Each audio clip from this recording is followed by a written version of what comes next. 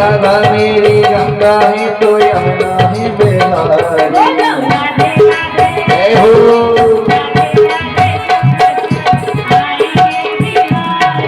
राधे राधे राधे राधे राधे राधे जब चले आएंगे बिहारी।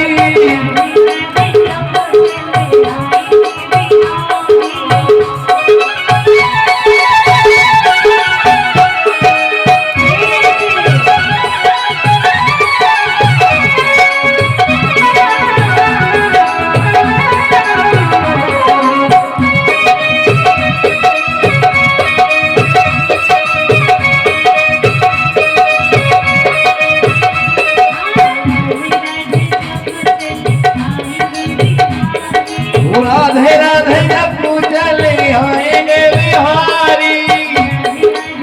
ताली बजाते हुए राधे राधे जब चले आएंगे बिहारी।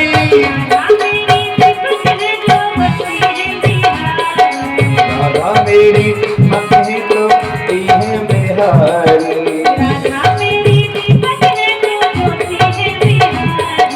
राधा मेरी दीपक है तो ज्योति है बिहारी। देखो आप लोगों को सिर्फ राधे राधे बोलना, ठीक है? पूरा नहीं गवाएंगे, कष्ट हो जाएगा। केवल राधे राधे बोलना, ठीक है? राधे राधे राधे राधे राधे राधे सब चले आएंगे बिहारी। राधे राधा जब चले आएंगे बिहारी।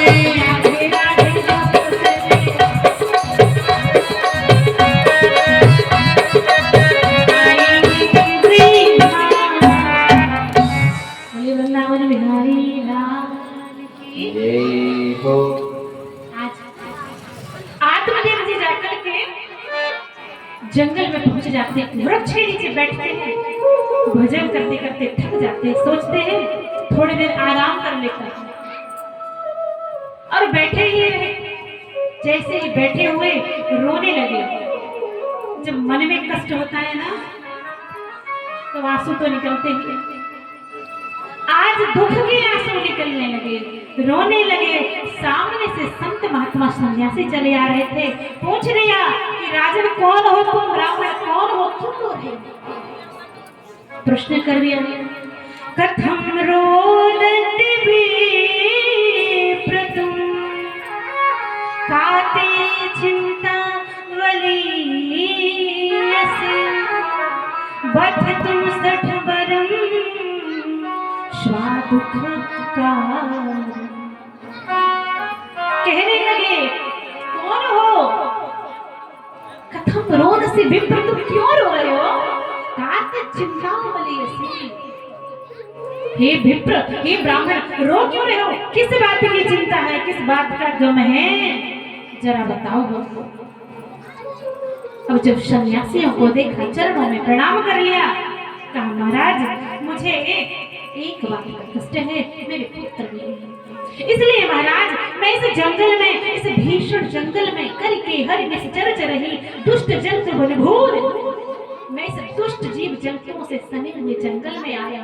भले ही मुझे चीता खा जाए, शेर खा जाए, मैं मर जाऊं, मेरा मन है कि मैं संसार से चला जाऊं, अगर पुत्र नहीं मिला तो मर ही जाऊं। अरे राम, संतों ने जब सुना सर पीट लिया। मुझे तो लगा कि भगवान के लिए रो रहा है, तू तो बेटा के लिए रो रहा है। अरे हमें तो चिंता इसलिए हो रही थी कि शायद कोई गुरु मंत्र नहीं लिया होगा, मंत्र नहीं होगा भजन करने का, जप करने का, प्रभु को पाने का तरीका ढूंढ रहा होगा। तो अभी भी पुत्र पुत्री में फंसा। महाराज आत्मदेव ने कहा ज्ञान मत दीजिए, पुत्र देना है तो दीजिए, नहीं तो मैं अभी इस पेड़ से फांसी लगा के टक जाऊंगा। संतों ने कहा भैया ठीक है, समझाया, लेकिन भाई कभी कभी होता है कि समय बुरा होता है तो बातें सच्ची नहीं लगती, अच्छी बात भी बुरी लगती है। संतों ने कहा भैया यह पुत्र पुत्री का मोह छोड़ दे, इस संसार दुखा रहा है, यहाँ पर कोई सुख नहीं मिलने वाला। अभी पुत्र नहीं है तो भी दुखी है, कल पुत्र हो जाएगा तो भी दुखी रहेगा, सुख नहीं मिलेगा, क्योंकि ये नाम ही संसार का दुख है।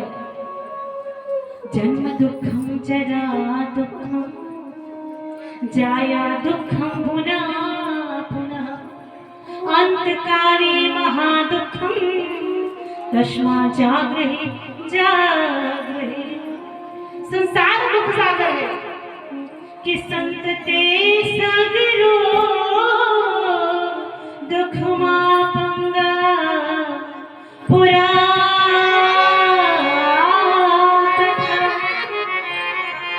रे मुंचाने कुटुंबाशा सन्यासी सर्वथा सुखम। कहा भैया राजा सागर के 60,000 पुत्र थे, तू तो एक के लिए रो रहे थे, लेकिन उनको बाद में दुखी होना पड़ा। संत ते सगरो दुख 60,000 इसके पुत्र को भी दुखी हुआ। इसलिए भैया रे मुंचाराय कुटुंब स्वामी संसार परिवार छोड़ दे, सन्यासी सर्वथा सुखम। बोले सन्यासी बनने में मौज मस्ती है हाँ? ना तो कमाना पड़ता है, ना पैसे की चिंता, कहीं भी दरवाजे में जाओ साधु संत को तो भोजन मिल जाए। इसलिए सन्यासी सर्वथा सुखम। आत्मदेव ने कहा महाराज आप ये जो उपदेश दे रहे हो मुझे कुछ समझ नहीं आ रहा। क्यों? क्योंकि माताओं ध्यान से सुनो, अगर किसी व्यक्ति को भूख लगी हो, कोई भूखा व्यक्ति जिसको 4 दिन से भोजन ना मिला हो, हम उससे कहें कि भैया भोजन मत करना। क्यों? क्योंकि भोजन में मात्रा लगी रहती है। पढ़े लिखे लोग सभी होंगे वैसे तो, भोजन जब हम हिंदी में लिखते हैं तो भाव में ओ की मात्रा लगती है ना। अर्थात भोजन अगर मात्रा से नहीं किया ना तो फिर पेट गड़बड़ हो जाएगा। लेकिन भोजन में कोई मात्रा नहीं, भोजन ना कितना भी भोजन करो इसका अपच होने वाला, डाइजेशन खराब होने वाला नहीं। इसलिए आत्मदेव ने कहा महाराज भूखे व्यक्ति को अगर अपच का ज्ञान दोगे तो उसको नहीं भाएगा, उसको भोजन चाहिए, मुझे पुत्र चाहिए। संतों को दया आ गई, संत हृदय नवनीत समान। भैया ठीक है, अगर दुख ही बताए तो हम क्या कर सकते हैं। अब तू पुत्र मंगाए तो ले, अगर तू मर जाएगा तो ब्रह्म हत्या लग जाएगी। एक सुंदर फल दिया, कहा ये फल ले जाकर अपनी पत्नी को खिला दे और सुंदर सा बालक जन्म। लेकिन ध्यान रखना सावधान ब्राह्मण। क्या महाराज एक बात नोट कर ले, अभी दुख है और जब पुत्र हो जाएगा तब भी दुखी रहेगा। आत्मदेव ने कहा महाराज बात की बात में देखी जाएगी, अभी पहले पुत्र को दो। और जा करके पहुंच गए और कहा देवी भाग्यवान दरवाजा खोलो। संत ने सुंदर फल दिया है, तस्याग्रहं समालो फलमेकं सदा इदं भक्षल्य तुम ततो पुत्रो भव। सत्यं शौचं दया दानमेकं भक्तुं तुम भोजन। आत्मदेव से कहा इदं तस्याग्रहं समालो, घर जा ये फल दे दे। अगर तुम्हारी पत्नी इस फल को खाएगी तो बालक सुंदर जन्मेगा। इदं भक्षल्या, भक्षण मतलब भोज खाना।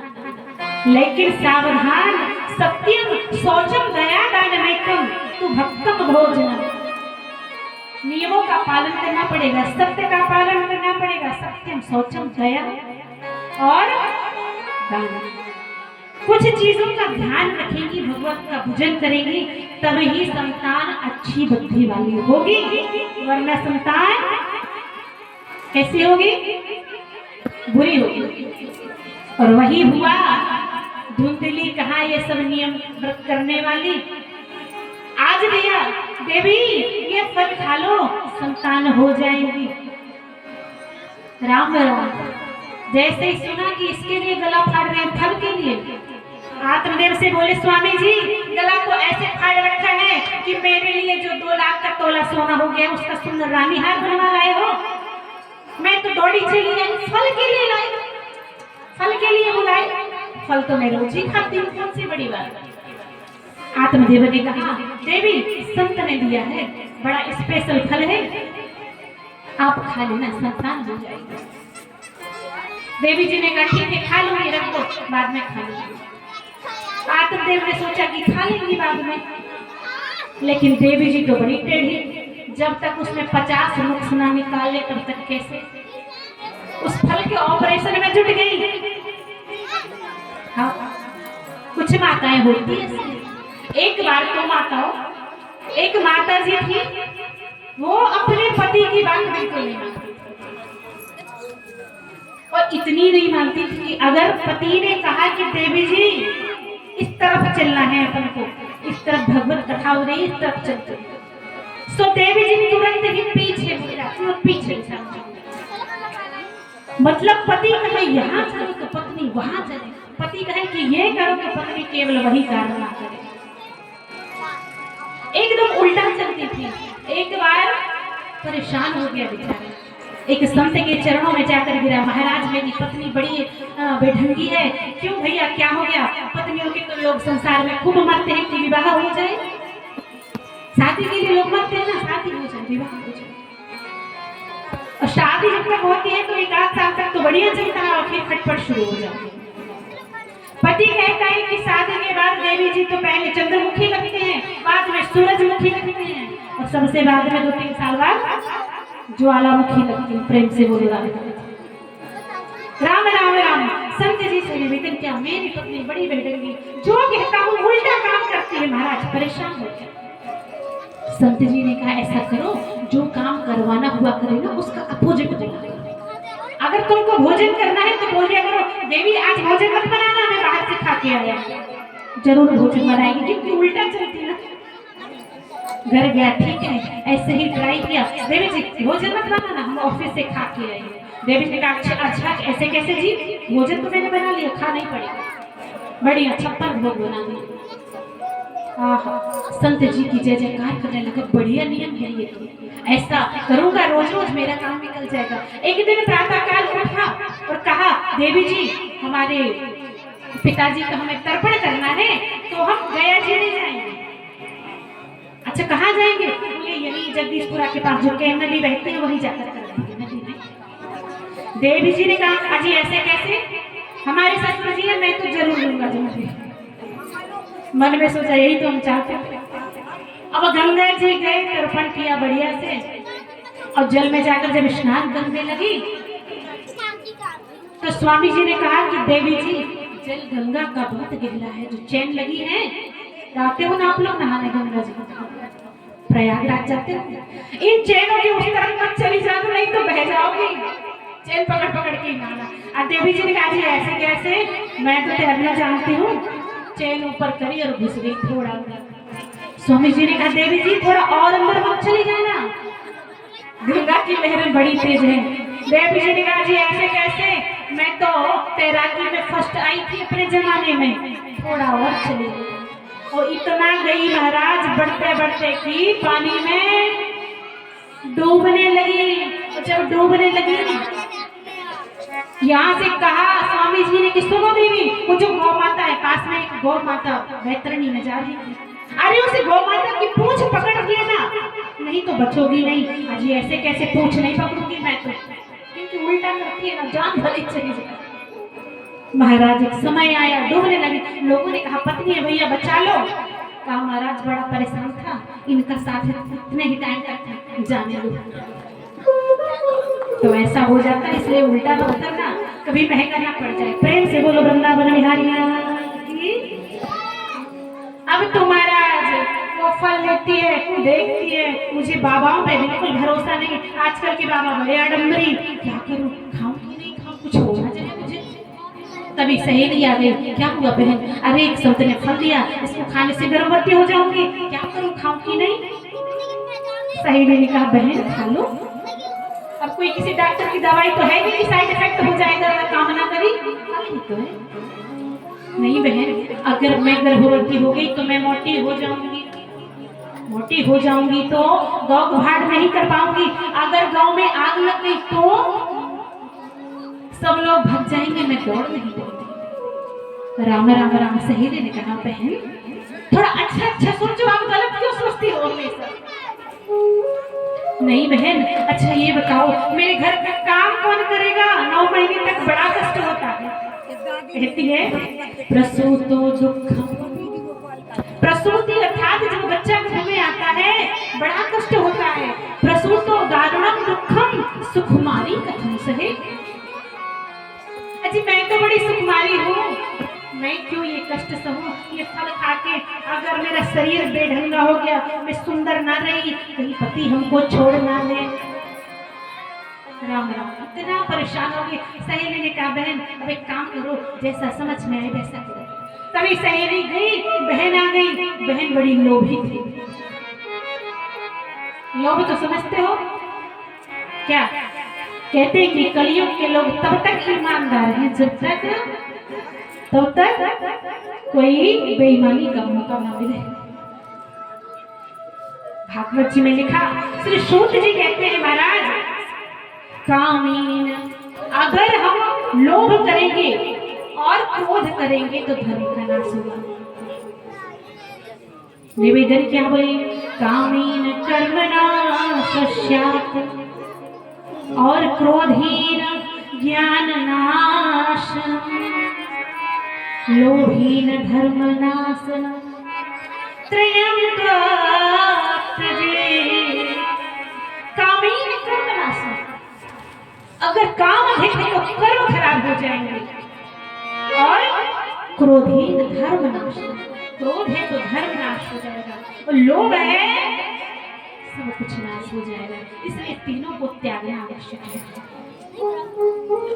लोभ, जो बहन थी ना बड़ी लोभी, बड़ी लालची, बहन ऐसा करो मेरे घर में बच्चा है, जैसे ही बच्चा होगा मैं तुमको दे दूंगा, मेरे बालक को ले लेना, पेट में बांध के कपड़ा, नाटक करने की आप गर्भवती हो, और मेरे पति थोड़ी लोभी हैं, हमको कुछ धन दे देना। ठीक है, ये बढ़िया है। और एक काम करो, ये जो फल है ना इसका टेस्ट भी हो जाएगा, अपनी गौ मैया को खिला दो। गैया मैया बालक नहीं देती है ना तो बालक हो जाएगा।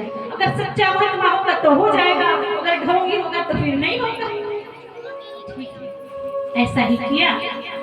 कुछ महीने तक कपड़ा बड़ा बांधा, आडंबर किया, और एक दिन 6 महीने बाद ही, देखो बालक 9 महीने बाद आता है ना, 6 महीने बाद ही दुष्ट धुंधकारी पेट में ही, आज जब उसके प्राकट्य का समय आ गया, मतलब पैदा होने का समय आया, रात में तो देवी को कोई दुख नहीं है, कोई कष्ट नहीं है, कोई लेबर पेन नहीं हो रहा है, और सवेरे ही बालक हो जाता है।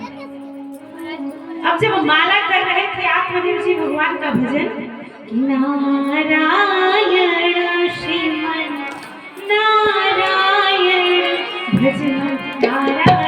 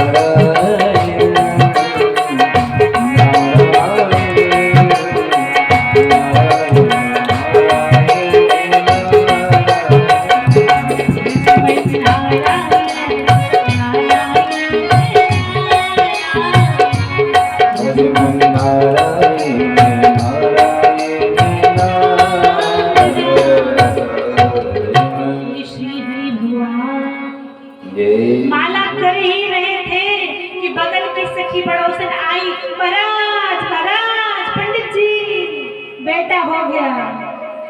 आत्मदेव जो माला कर रहे थे तो माला वाला छोड़ी ठाकुर जी के ऊपर, और पहुंच गए जाकर के संतान के दर्शन करने के।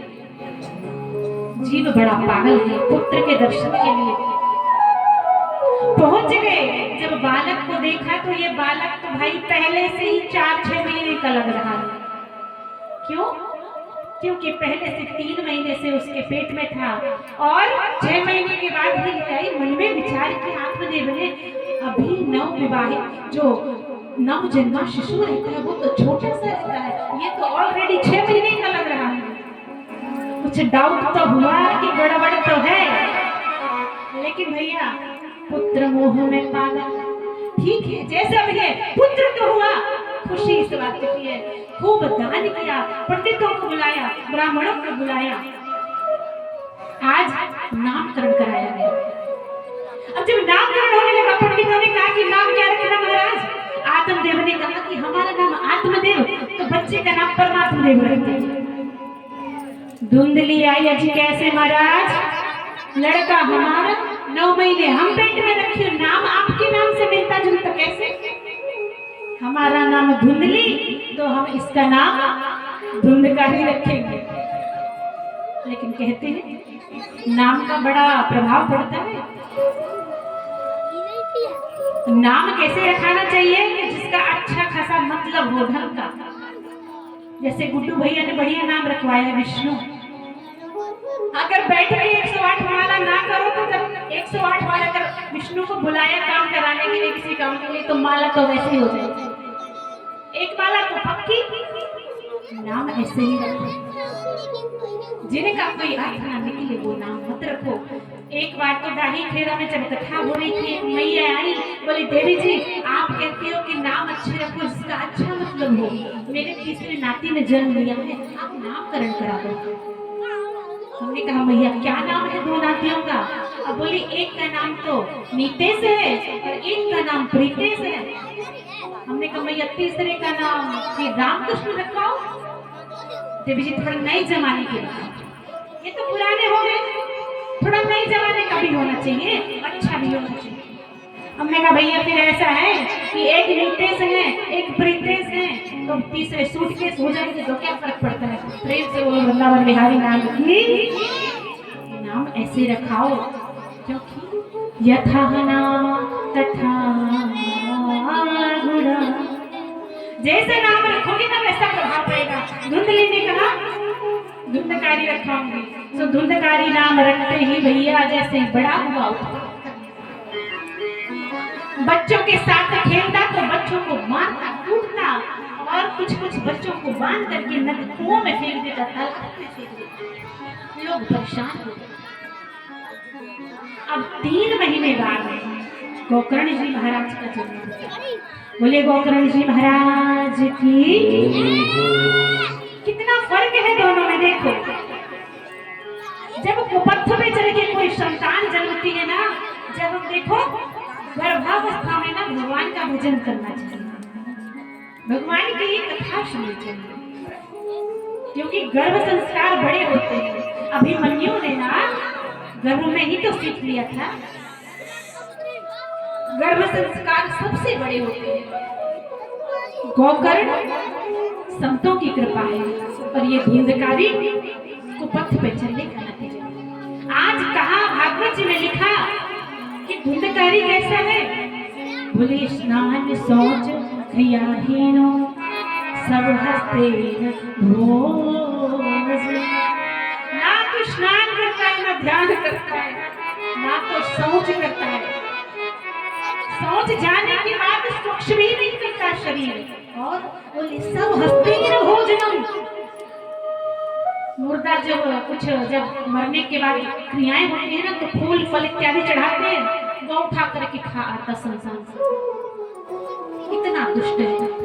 सारे पूर्वासी परेशान थे ही, लेकिन जब गोकर्ण महाराज पैदा हुए ना तो महाराज आत्मदेव प्रसन्न हो गए, क्योंकि गोकर्ण पंडितो ज्ञानी धुंधकारी महाखल। महाराज एक बेटा तो पटांग हो गया है, लेकिन एक बेटा जो गोमाता से 3 महीने बाद आए, गोकर्ण जी महाराज। गोकर्ण सहा कर्ण यश सहा गोकर्ण। गोमाता जैसे कान है और शरीर है इंसान जैसा। गोशु उपनिषद सु यश सा गोकर्ण, अर्थात जो वेदों वेदांतों का ज्ञाता है, उपनिषदों का ज्ञाता है, वह है गोकर्ण जी महाराज। अब तो खूब धूमधाम से बैंड बाजे बजाए गए, सब कुछ किया गया, बड़े प्रसन्न। लेकिन कुछ दिनों बाद जब परेशान हो गए आत्मदेव, लोगों ने शिकायतें करी, आपका बेटा उद्दंड है, परेशान करता है, लोगों को मारता है, पीटता है। आज एकांत में जाकर आत्मदेव रोने लगे। मन में विचार किया कि अंततः मुझे उस संत की बातें समझ में आ गई कि संसार में कुछ नहीं रखा। बेटा बेटी पत्नी इनसे सुख मिलने वाला नहीं है। अब सोचने लगे कि क्या करूं, जब पुत्र नहीं था तब भी दुखी, अब पुत्र है तो भी दुखी, अब करूं तो करूं क्या। भगवत नाम स्मरण किया, परमात्मा का ध्यान किया। तभी गोकर्ण जी महाराज पधारते हैं और निवेदन करते हैं कि महाराज आप किस लिए चिंतित हैं कि बेटा अच्छा नहीं है। कौन सा बेटा महाराज, ये संसार है, इसमें सब कठपुतलियां हैं। कहते हैं ना कि संसार के रिश्तेदार कैसे हैं, झूठे। तो सच्चा रिश्ता किसका है, परमात्मा। लगन तुमसे लगा बैठे, जो होगा देखा जाएगा। हमारे दो ही रिश्तेदार, एक है श्री राधा रानी, दूजे श्री सरकार, हमारे दो रिश्तेदार। आज बात समझ में आ गई। गोकर्ण जी ने समझाया, महाराज ये संसार दुखालय है, यहाँ पर ना कोई किसी का भाई है, ना किसी की बहन, ना किसी का बेटा, ना किसी का पुत्र, ना किसी का पिता। देहे अस्थि मांस रुधिरे भीमितं त्वजत्वम्, जाया श्रुतादिषु सदा ममता विमुञ्च, पश्यन् च जगदीश क्षणभङ्गनिष्ठ, वैराग्य राग रसिको भव भक्तिनिष्ठ। महाराज ये शरीर देह अस्थि मांस रुधिर, शरीर में हाड़ है, मांस है और कुछ नहीं। किस पुत्र के लिए रो रहे हो, ये सब परमात्मा की माया है, इसको त्यागो और भगवान का भजन करो। आत्मदेव जी को बात समझ में आ गई।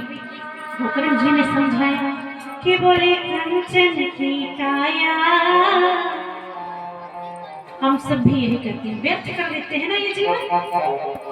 कि कंचन की काया संभालो है माया मय, भाये महाराज मृग माया के बंधन। अरे माया की पुकार सिधारे सुमित्र जति, माया का मुनि से बनाया वही क्षण में। अरे माया के रथ पे चढ़ा के कुटिल चाल चला, माया की किशोरी बाधी माया के बंधन। और माया इतनी प्रबल है कि भगवान को भी नहीं छोड़ती ना। अरे बोले माया की श्राप सो विनीत आप लागे करम, आज मायापति माया को विलाप मन मन। राम जी भी इस माया के वशीभूत होकर क्या कहते हैं, हे खग मृग मधुकर से, हे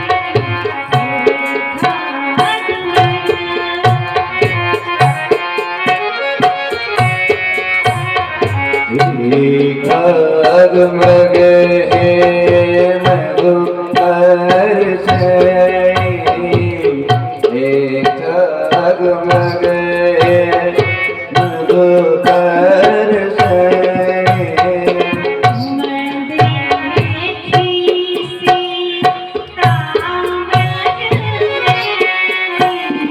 तुम देखी सीता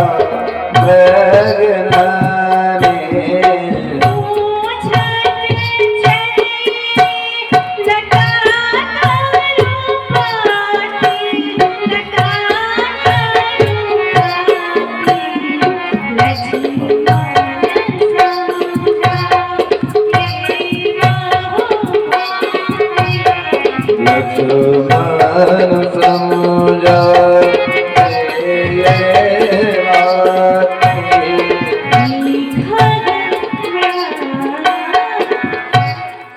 राम जी भी ना इस माया से प्रेषित होकर के विलाप किया माता किशोरी। तो कहा पिताजी माया बड़ी प्रबल है, इसलिए इस माया से दूर जाकर परमात्मा की शरण में पहुंचिए, आपका कल्याण हो जाएगा। आत्मदेव जी चले गए, वन में निवास किया, प्रभु का भजन किया, परमात्मा के दर्शन हुए। बोले आत्मदेव महाराज की। अब तो भैया जैसे पिताजी चले गए तो कहते हैं ना कि जब घर में कोई गार्जियन ना हो तो बच्चे बेकरार हो जाते हैं। माता कैसी है, कुसंग का साथ देती है। आत्मदेव जब समझा देंगे बेबी समझाओ बच्चे को, गलत रास्ते पर जाता है, लोगों को परेशान करता है, इसको अच्छी राह पर लाओ, अच्छी बातें सिखाओ। क्यों? क्योंकि माता बालकों की प्रथम गुरु होती है। विद्यालय तो बाद में जाते हैं, पहले माँ पढ़ाती है। आप सिखाओ, लेकिन ढूंढ लेने का नहीं जी, मेरा बच्चा है जो करेगा बढ़िया बढ़िया करेगा, चाहे किसी को मारे किसी को काटे, सब बढ़िया। ध्यान देना, जो भी माताएं अपने बच्चों के प्रेम वशीभूत होकर गलत बात पर उन्हें डांटे नहीं ना, बाद में जाकर बहुत परेशानियां पड़ेगी।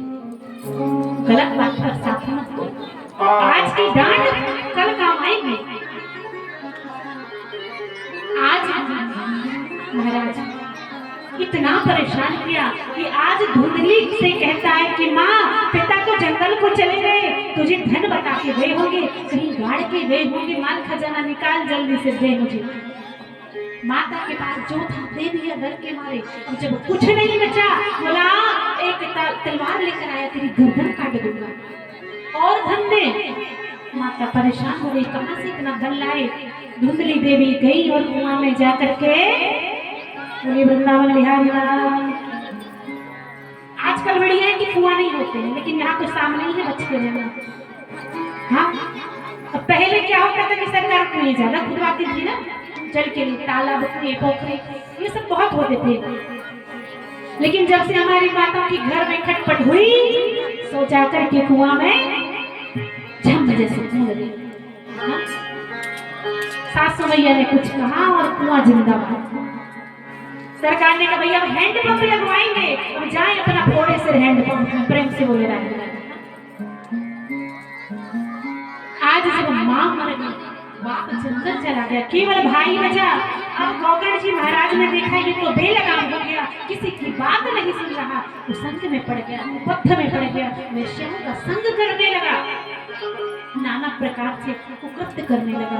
गोकर्ण जी ने कहा भैया परम स्वतंत्र न सिर पर कोई, अब ये बेलगाम है, मुझे भी चला जाना।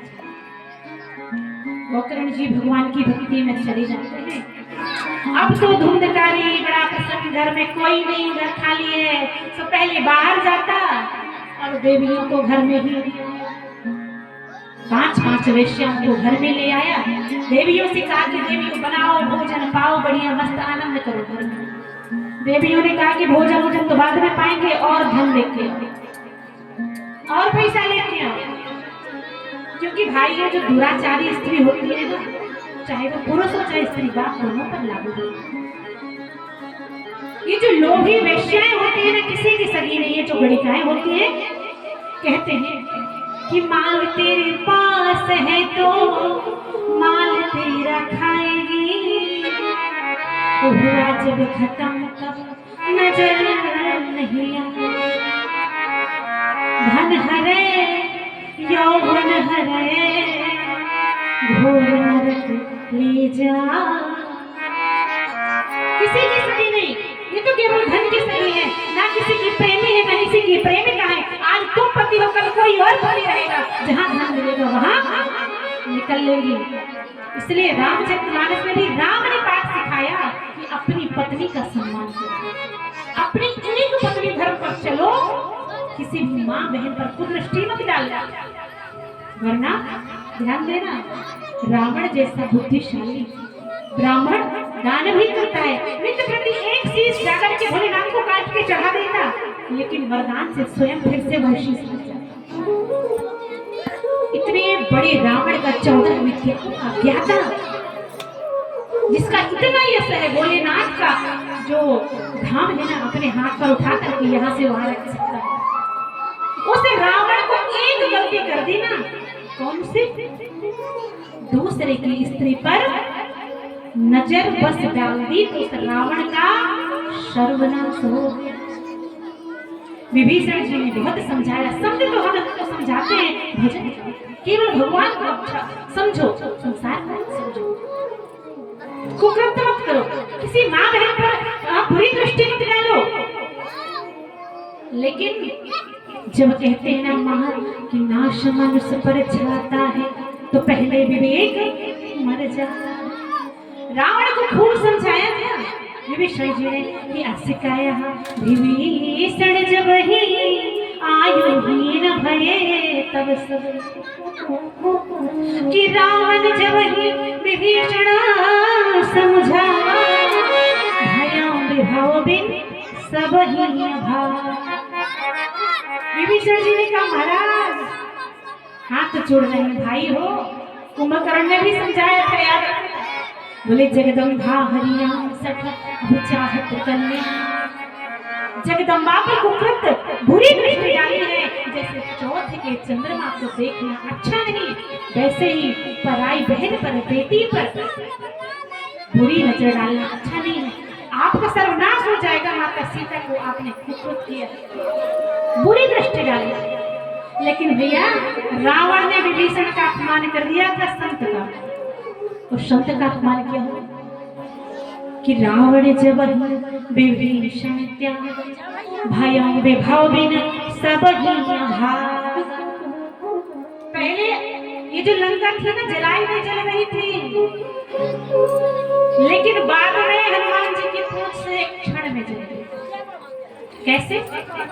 क्योंकि अभी तक संत विभीषण जैसे संत की कृपा थी रावण की लंका पर, लेकिन जब रावण ने अपमान किया, लात का प्रहार करके भगा दिया, भाग यहाँ से लो। छोटा भाई होकर के उसे राम की तरफदारी करता है, मुझे ज्ञान दे रखा है। संत का अपमान किया तो गोसाई जी ने क्या? भयं विभव बिन सब ही अभाव। लंका से संत की कृपा हटी और लंका जल गई रावण की। सोचो हम आप किस खेत के? आज वह दुराचारी 5 वेश्याओं को घर में ले आया और उसके लिए राजा के यहाँ जाकर डाका डालता, परेशान करता लोगों को।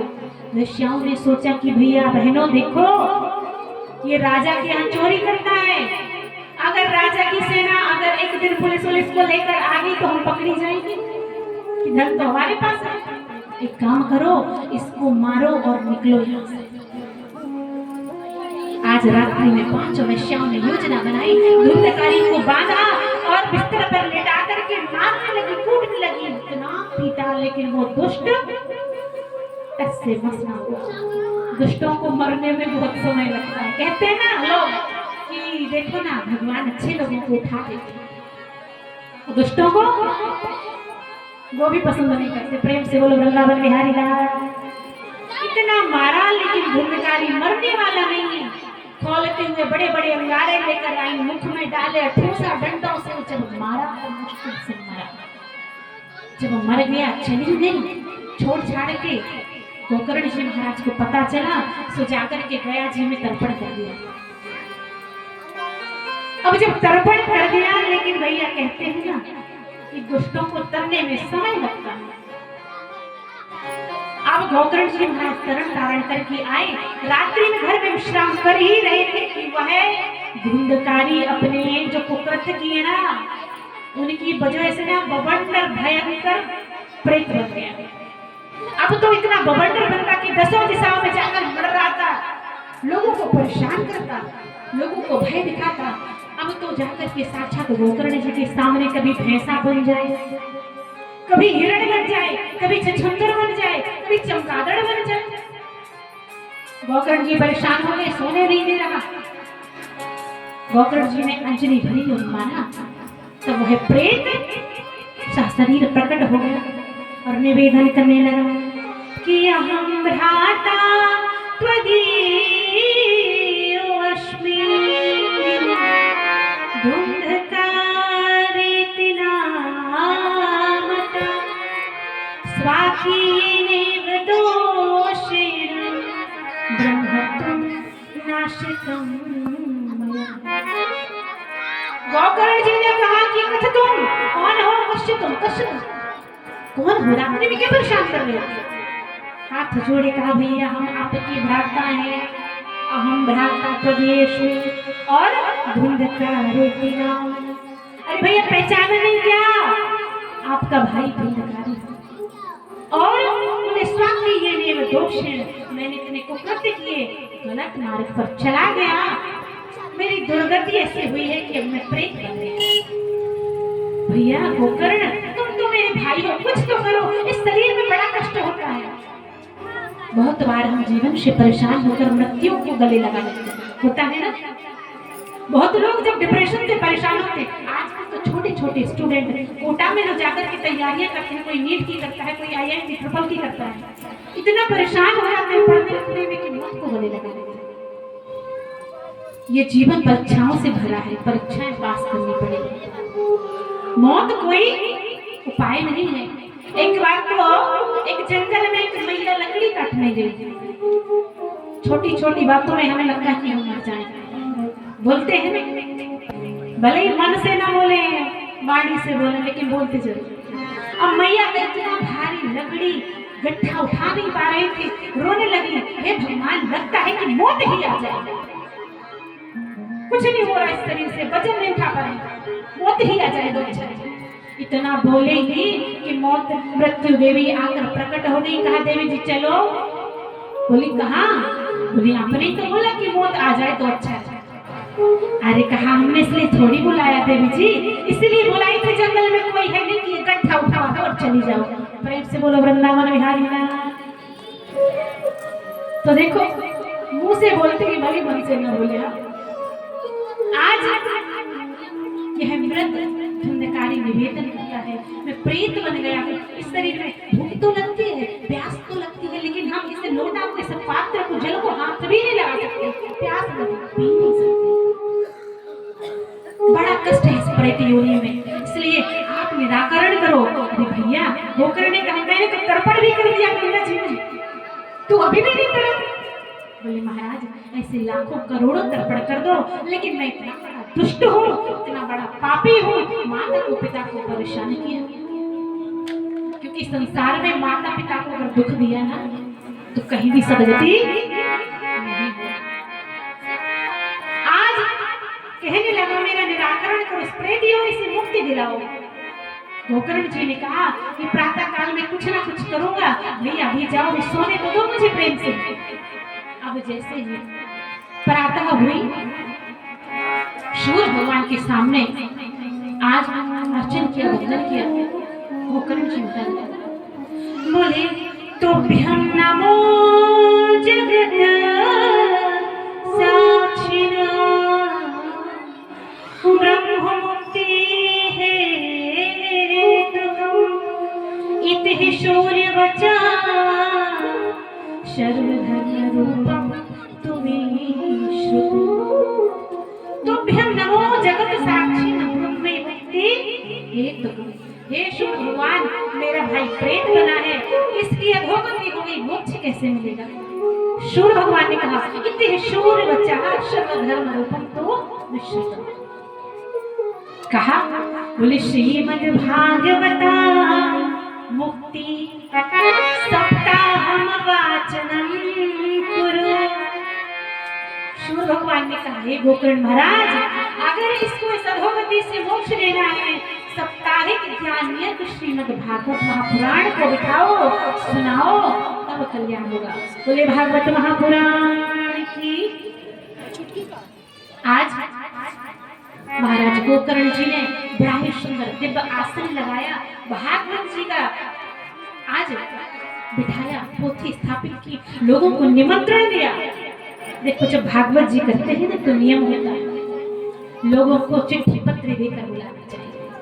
वैसे ही शादी विवाह में बुलाओ ना बुलाओ, लेकिन भागवत जी में सबको बुलाना चाहिए। बड़े बड़े ऋषियों को, मुनियों को, अत्रि को, वशिष्ठ को, अंगिरा को, गाधिसुत, पराशर जी को, सबको निमंत्रण भेजा कथा श्रवण करने।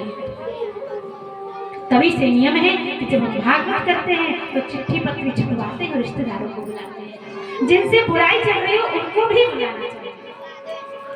और यह भागवत की कथा श्रवण कराई गोकर्ण जी महाराज को। जब गोकर्ण जी महाराज ने इस धुंधकारी को कथा श्रवण कराने के लिए आसन लगाया भैया, तो आसन तो अब उड़ने लगा। क्यों? क्योंकि अब प्रेत कहाँ से बैठेगा, वो तो हवा है ना। अब कोई आसन है, हवा चलेगी तो उड़ेगा ही, क्योंकि कोई बैठा ही नहीं भजन। क्या करा जाए भैया, 7 गांठ का एक बांस को लाया गया, 7 गांठों में नारियल बांधे उस धुंधकारी का वास कराया। प्रथम दिवस की कथा श्रवण हुई, द्वितीय दृष्टि हुई।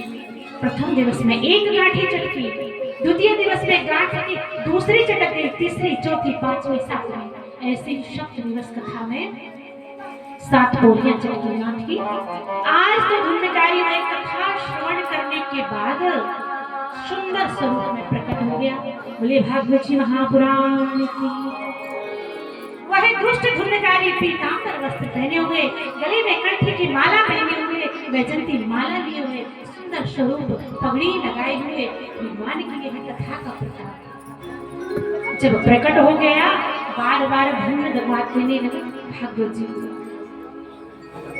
निवेदन करने लगा, बोले धन्यम भागवती कथा प्रेत पीड़ा विनाशन, धन्यम भागवती कथा शर्वता निवास। ये दिव्य कथा है। आज तो है धुंधकारी के लिए सुंदर सिंहासन आया, और जब विमान में जाकर बैठकर जाने लगा, सारे लोगों ने कहा भैया गोकर्ण, हम भी तो कथा श्रवण कर रहे थे, इसके लिए इतना सुंदर विमान आया, हमारे लिए नहीं आया।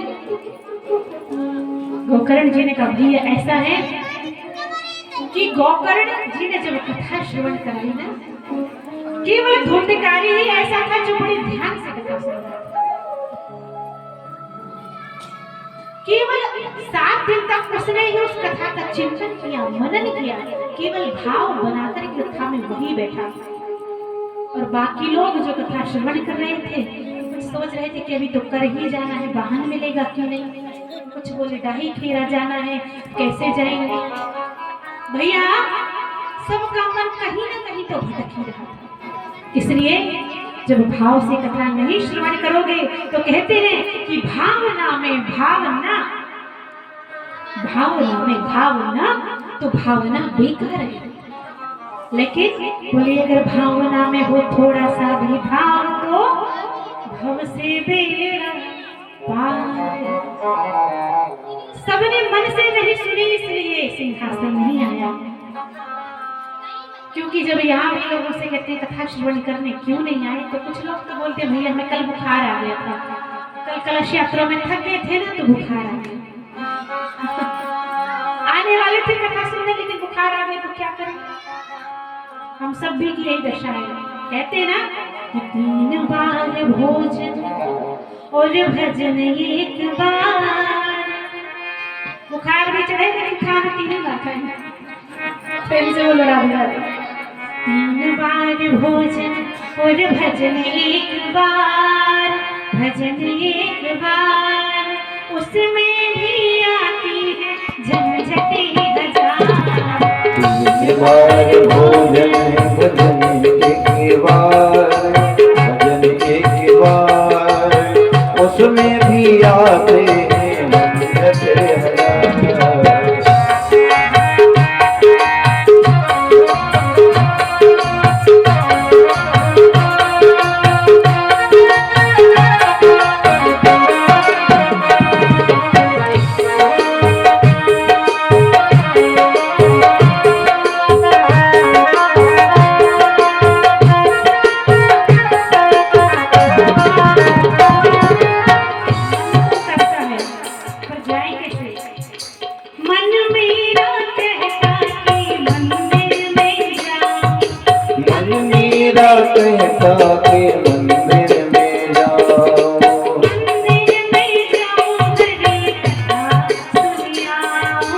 मंदिर में जाओ हरी कथा सुने आओ।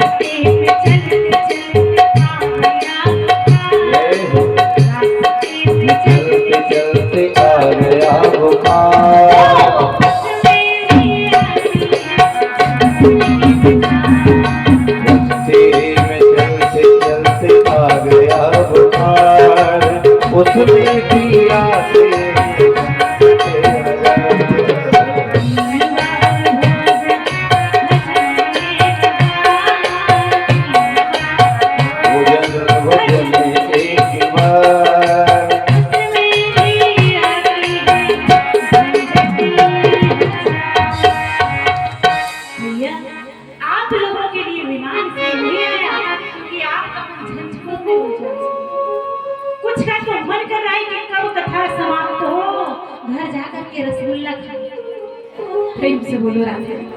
लेकिन अब क्या हुआ, धुंधकारी तर गया। फिर से कहते हैं भागवत जी में, श्रावण के मास में गोकर्ण जी ने फिर से कथा कराई और सारे जितने श्रोता थे सबने भाव से कथा श्रवण करी। सुंदर विमान सबके लिए आया।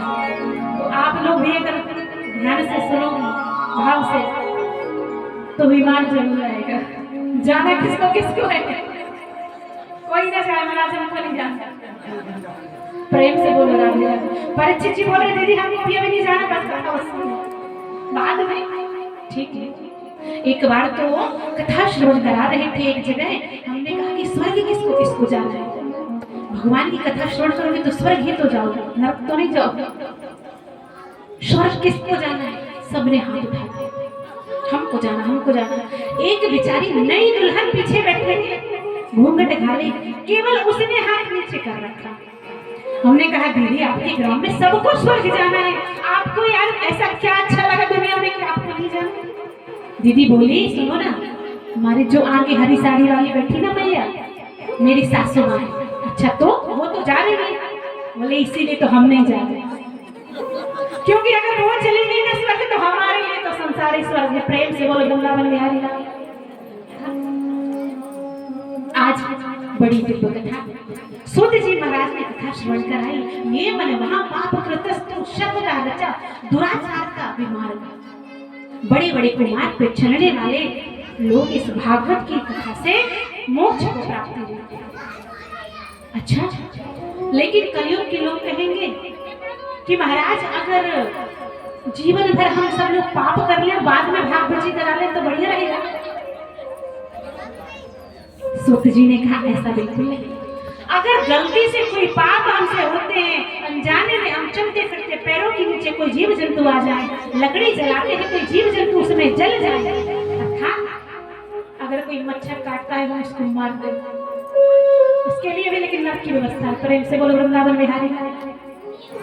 आप गलती से अगर कोई पाप करते हो ना, फिर आप भागवत जी की कथा श्रवण करो तो आपके पाप क्षालन होंगे। लेकिन अब जानबूझकर करोगे तो फिर भगवान कुछ ना कुछ तो हिसाब किताब बताएंगे ना।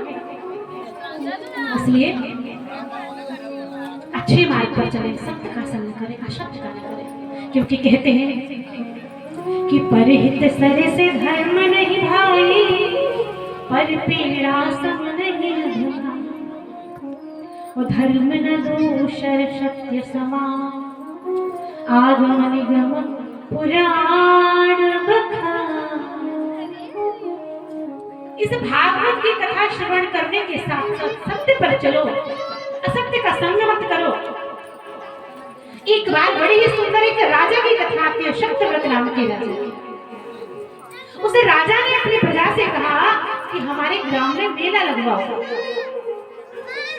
जैसे आपके डाही खेरा में लगता है ना, दुकानें खोली जाती हैं, मेला लगवाया। किस सबसे कहा कि जिसके पास जिस चीज की दुकान है दुकानें लगाओ, अगर सुबह से शाम तक किसी का सामान ना बेचा तो हम खरीद लेंगे।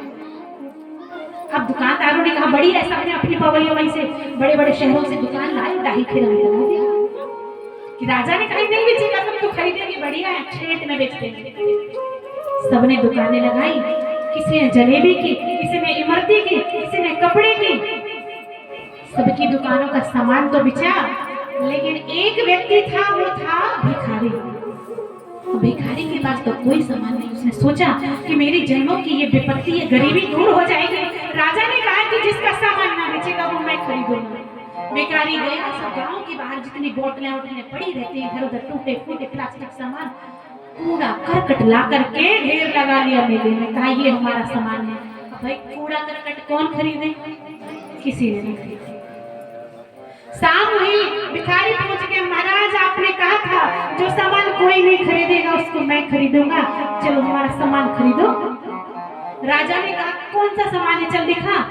राजा ने जाकर देखा, बोले राम राम किसकी दुकान लगाई थी तुमने? महाराज आप हो राजा, में भिखारी, मेरे पास क्या है, इसलिए ये कूड़ा करकट खरीदना तो पड़ेगा, वचन दिया है। राजा ने कहा ठीक है, वचन तो दिया है। सत्यनिष्ठ राजा। राजा सत्यव्रत ने सारे कूड़े करकट को उठवाया, अपने महलों में जाकर के रखवा दिया खरीद के। अब जब कूड़ा करकट घर में रख दिया, जो माता लक्ष्मी की कृपा थी ना, माता लक्ष्मी रुष्ट हो गई, बोले राजा बहुत रह लिया तेरे राज्य में, जा रही हूँ मैं गुस्सा होकर। देवी जी क्यों जा रही हो माता जी? अरे भाई जहाँ पर साफ सफाई रहती है ना वहाँ मैं निवास करती हूँ, और जहाँ पर गंदगी रहती है कूड़ा करकट रहता है, बहुत सी माताएं झाड़ू लगा करके ना और कोने में कचरे को रख देती है क्या आदत? बाद में उठा देती है। ऐसा मत करो, तुरंत झाड़ू निकालो, कचरे को उठाओ, डस्टबिन में उठा करके डस्टबिन में डालो। लक्ष्मी जी ने कहा कि तूने ये कोनों में जो ढेर लगा रखे हैं कचरों के, ये कचरे कूड़े करकट के अंबार गंदगी के, मैं जहाँ गंदगी रहती है वहाँ मेरी बहन कुलच्छनी रहती है, मैं जा रही हूँ उसको भेजूंगी। राजा अब चक्कर में पड़ गए, अब क्या किया जाए? लक्ष्मी जी जा रही है, बिना धन के तो धर्म नहीं होता, मैं कैसे प्रजा का भरण पोषण करूंगा? लेकिन मन में विचार किया, धर्मान दूषर सात्य समाना, धर्मान दूषर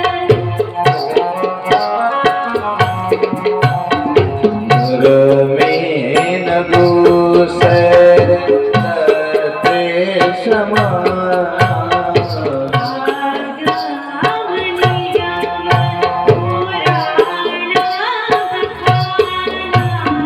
अग्राम निगमे पुराणे बताना।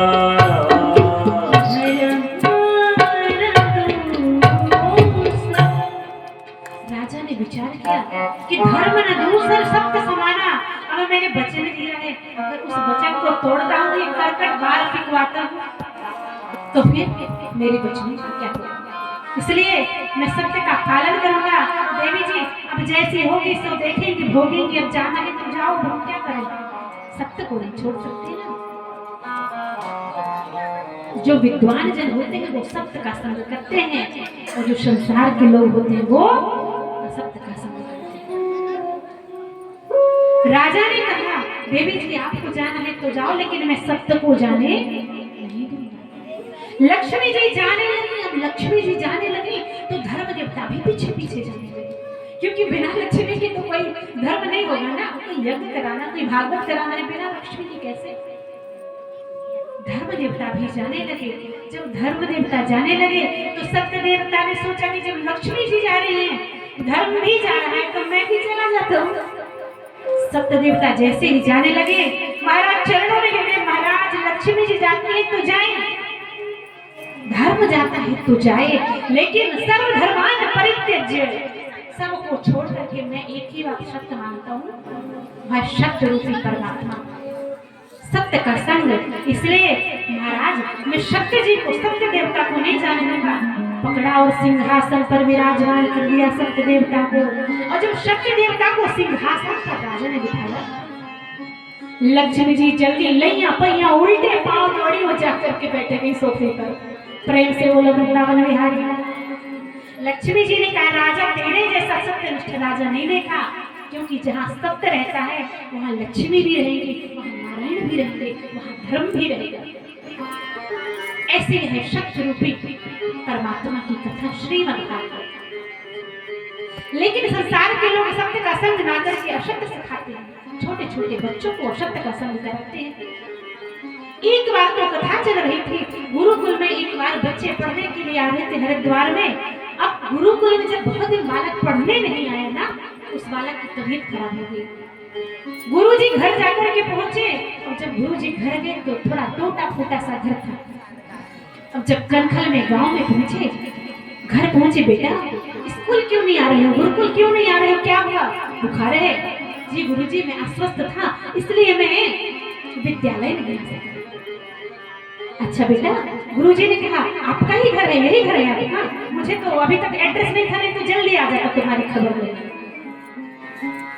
बालक सत्य पर चलने वाला था, सत्य पर चलने वाले बालक ने कहा जी गुरुजी ये टूटी फूटी जो कुटिया है ना, ये कुटिया मेरी भगवान की दी हुई है, इसी में मैं भजन करता हूँ, माता पिता की सेवा करता हूँ, इसी में मैं जीवन यापन करता हूँ, विद्यालय जाता हूँ। जब पिताजी ने सुना तो घाय समय तो नाक कटवा दी। पिताजी कौन है? असंग पर चलने वाले पिता ने कहा, "अरे मूर्ख, तू अपने गुरु जी से तूने बता दिया कि टूटा फूटा घर मेरा है, बोल देता कि मैं पड़ोस में बैठा हूँ, गुरु जी मेरा घर तो बहुत बड़ा सा है, कम से कम इतनी बुद्धि लगा देता, बोल देता कि ऐसा एक घर मेरा करखल में है और 4-5 मेरे हरिद्वार में है, कम से कम झूठ ही बोल देता कि बहुत ज्यादा घर है, एक ही नहीं।"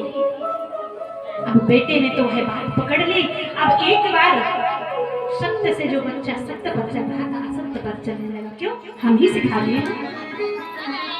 अब जब वही बालक एक बार पहुंचा, बड़ा सुंदर सम्मेलन हो रहा था संतों का, बड़े सुंदर सम्मेलन में मेला लगा था। वही बालक झूले पर जाकर झूलने लगा, तभी गुरुजी दिख गए सामने। गुरुजी ने कहा, "बेटा, पिताजी के साथ आए हो, मेला घूमने आए हो?" "जी गुरुजी, ये मेरे पिताजी हैं, इनके साथ मेला घूमने आए।" "लेकिन गुरुजी, केवल यही मेरे पिताजी नहीं है, एक मेरे करखल में रहते हैं और 4 पिताजी मेरे हरिद्वार में रहते हैं।" प्रेम से बोले वृंदावन के हरिलाल। तो ऐसा मत सिखाओ, सत्य पर चलने के लिए सिखाओ। आज शुक जी ने कहा शौनक जी से कि महाराज, ये भागवत की कथा का श्रवण करने का प्रचलन तब शुरू हुआ जब व्यास जी महाराज एक बार चिंतित थे। क्योंकि भागवत जी किसने लिखी है? किसने लिखी है? व्यास जी। वेद व्यास जी ने श्रीमद् भागवत की रचना करी है। लेकिन यह साक्षात धर्म, यह धर्म रूपी पोथी जब प्रकट हुई ना, तो श्री हरि से हुई है। ये भगवान के रूप में ही ये भागवत जी। महाराज वेद व्यास जी ने 17 पुराणों की रचना करी, 4 वेद, 6 शास्त्र, उपनिषदों की विभाग किया। लेकिन सारे वेद वेदांत लिखने के बाद मन को शांति नहीं। क्यों?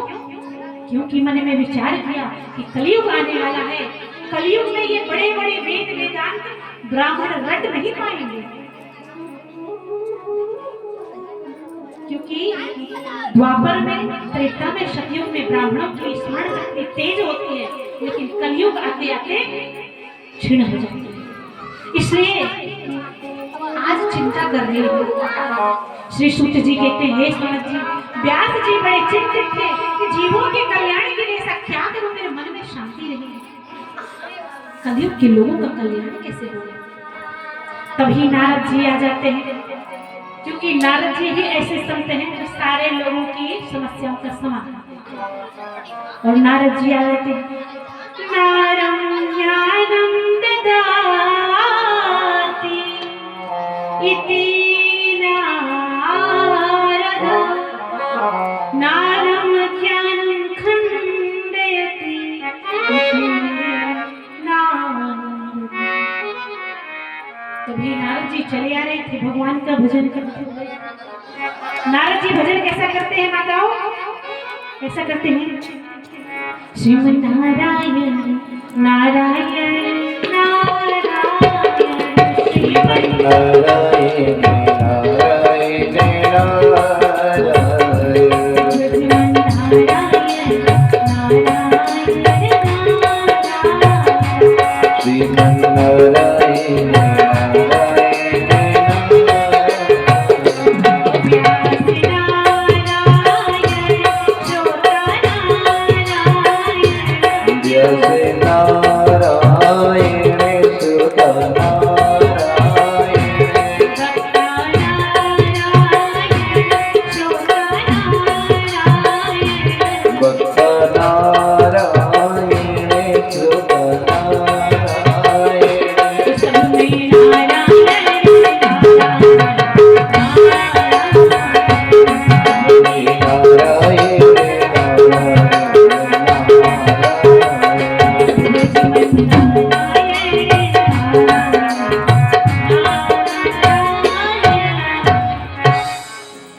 नारद जी यत्र तत्र सर्वत्र विचरण करते रहते हैं। पहुंच गए व्यास जी से, कहा महाराज आप तो परम ज्ञाता हो, आप क्यों चिंतित हो? व्यास जी ने कहा महाराज इतने वेद वेदांत लिख दिए लेकिन मन में शांति नहीं, फिर शांति कैसे मिलेगी? नारद जी ने कहा कि आपने इतने बड़े वेद वेदांत लिखे लेकिन ज्ञान की बड़ी बड़ी बातें लिख दी, तप की बड़ी बड़ी बातें लिख दी, जग की बड़ी बड़ी बातें लिखी, ध्यान की बड़ी बड़ी बातें लिखी, लेकिन महाराज आपने भगवान के नाम संकीर्तन की कोई बात नहीं लिखी। जब तक नाम संकीर्तन नहीं करेंगे तब तक हमें सुख शांति नहीं मिलेगी। क्योंकि कहते हैं कि द्वापर में, त्रेता में, सतयुग में लोगों को तरने के लिए क्या करना पड़ता है? द्वापर जो जग जप थे ना, तब भी करने पड़ेंगे, यज्ञ भी करने पड़ेंगे। लेकिन कलयुग इतना बढ़िया है, कलयुग इतना बढ़िया है कि केवल एक काम करो और भव से बेड़ा पार। वह काम कौन सा है? नाम संकीर्तनम यश। केवल भगवान का संकीर्तन करो, कलयुग में बस संकीर्तन करो और भगवान के धाम को जाओ। कहते हैं ना कि राम ही केवल प्रेम प्यारा,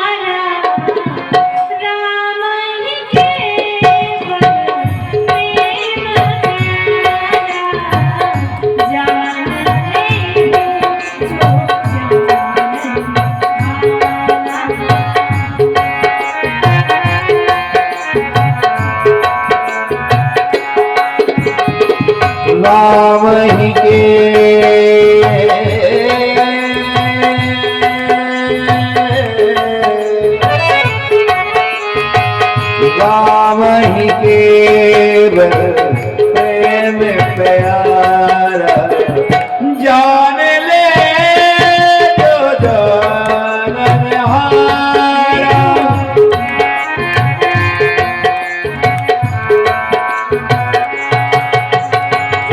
ही केवल प्रेम प्यारा, जान ले जो जाननहारा।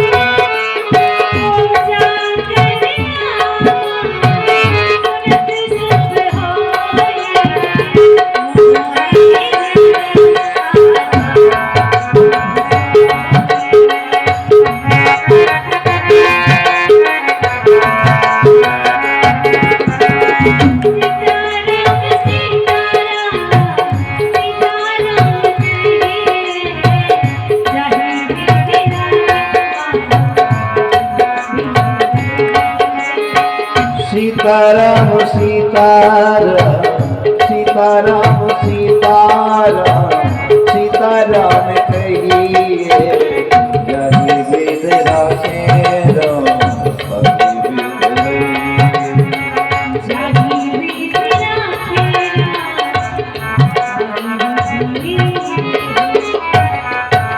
कहा कि कलयुग में केवल एक चीज का प्रभाव है। इसका नारद जी ने समझाया कि कलिनः शादृशो वपि योगो नास्तु वरानने तस्मिंस्तु। महाराज कलयुग जैसा कोई युग नहीं है जहाँ केवल राम नाम संकीर्तन से, राम ही केवल प्रेम प्यारा, जान ले जो जाने है, और राम नाम सुमरन से सुमर सुमर उतर ही पाया। इसलिए महाराज शांति इसलिए नहीं मिल रही क्योंकि भगवान की लीलाओं का गुणगान करने वाला, उनकी भक्ति का, उनके नाम संकीर्तन का गुणगान करने वाला अभी तक कोई आपने ऐसी पोथी नहीं देखी। अब नारद जी ने पूर्व जन्म की कथा श्रवण कराई। महाराज नाम संकीर्तन का इतना फल है, पूर्व जन्म में एक दासी पुत्र था। नारद जी ऐसा कह रहे थे, व्यास जी मैं दासी पुत्र था, लेकिन दासी पुत्र होने का फल यह मिला कि आज मैं देवर्षि नारद कहलाता हूं। पूर्व जन्म में नारद जी ने संतों की सेवा करते थे। पिताजी गुजर गए थे, केवल माता जी उनके साथ रहती थी।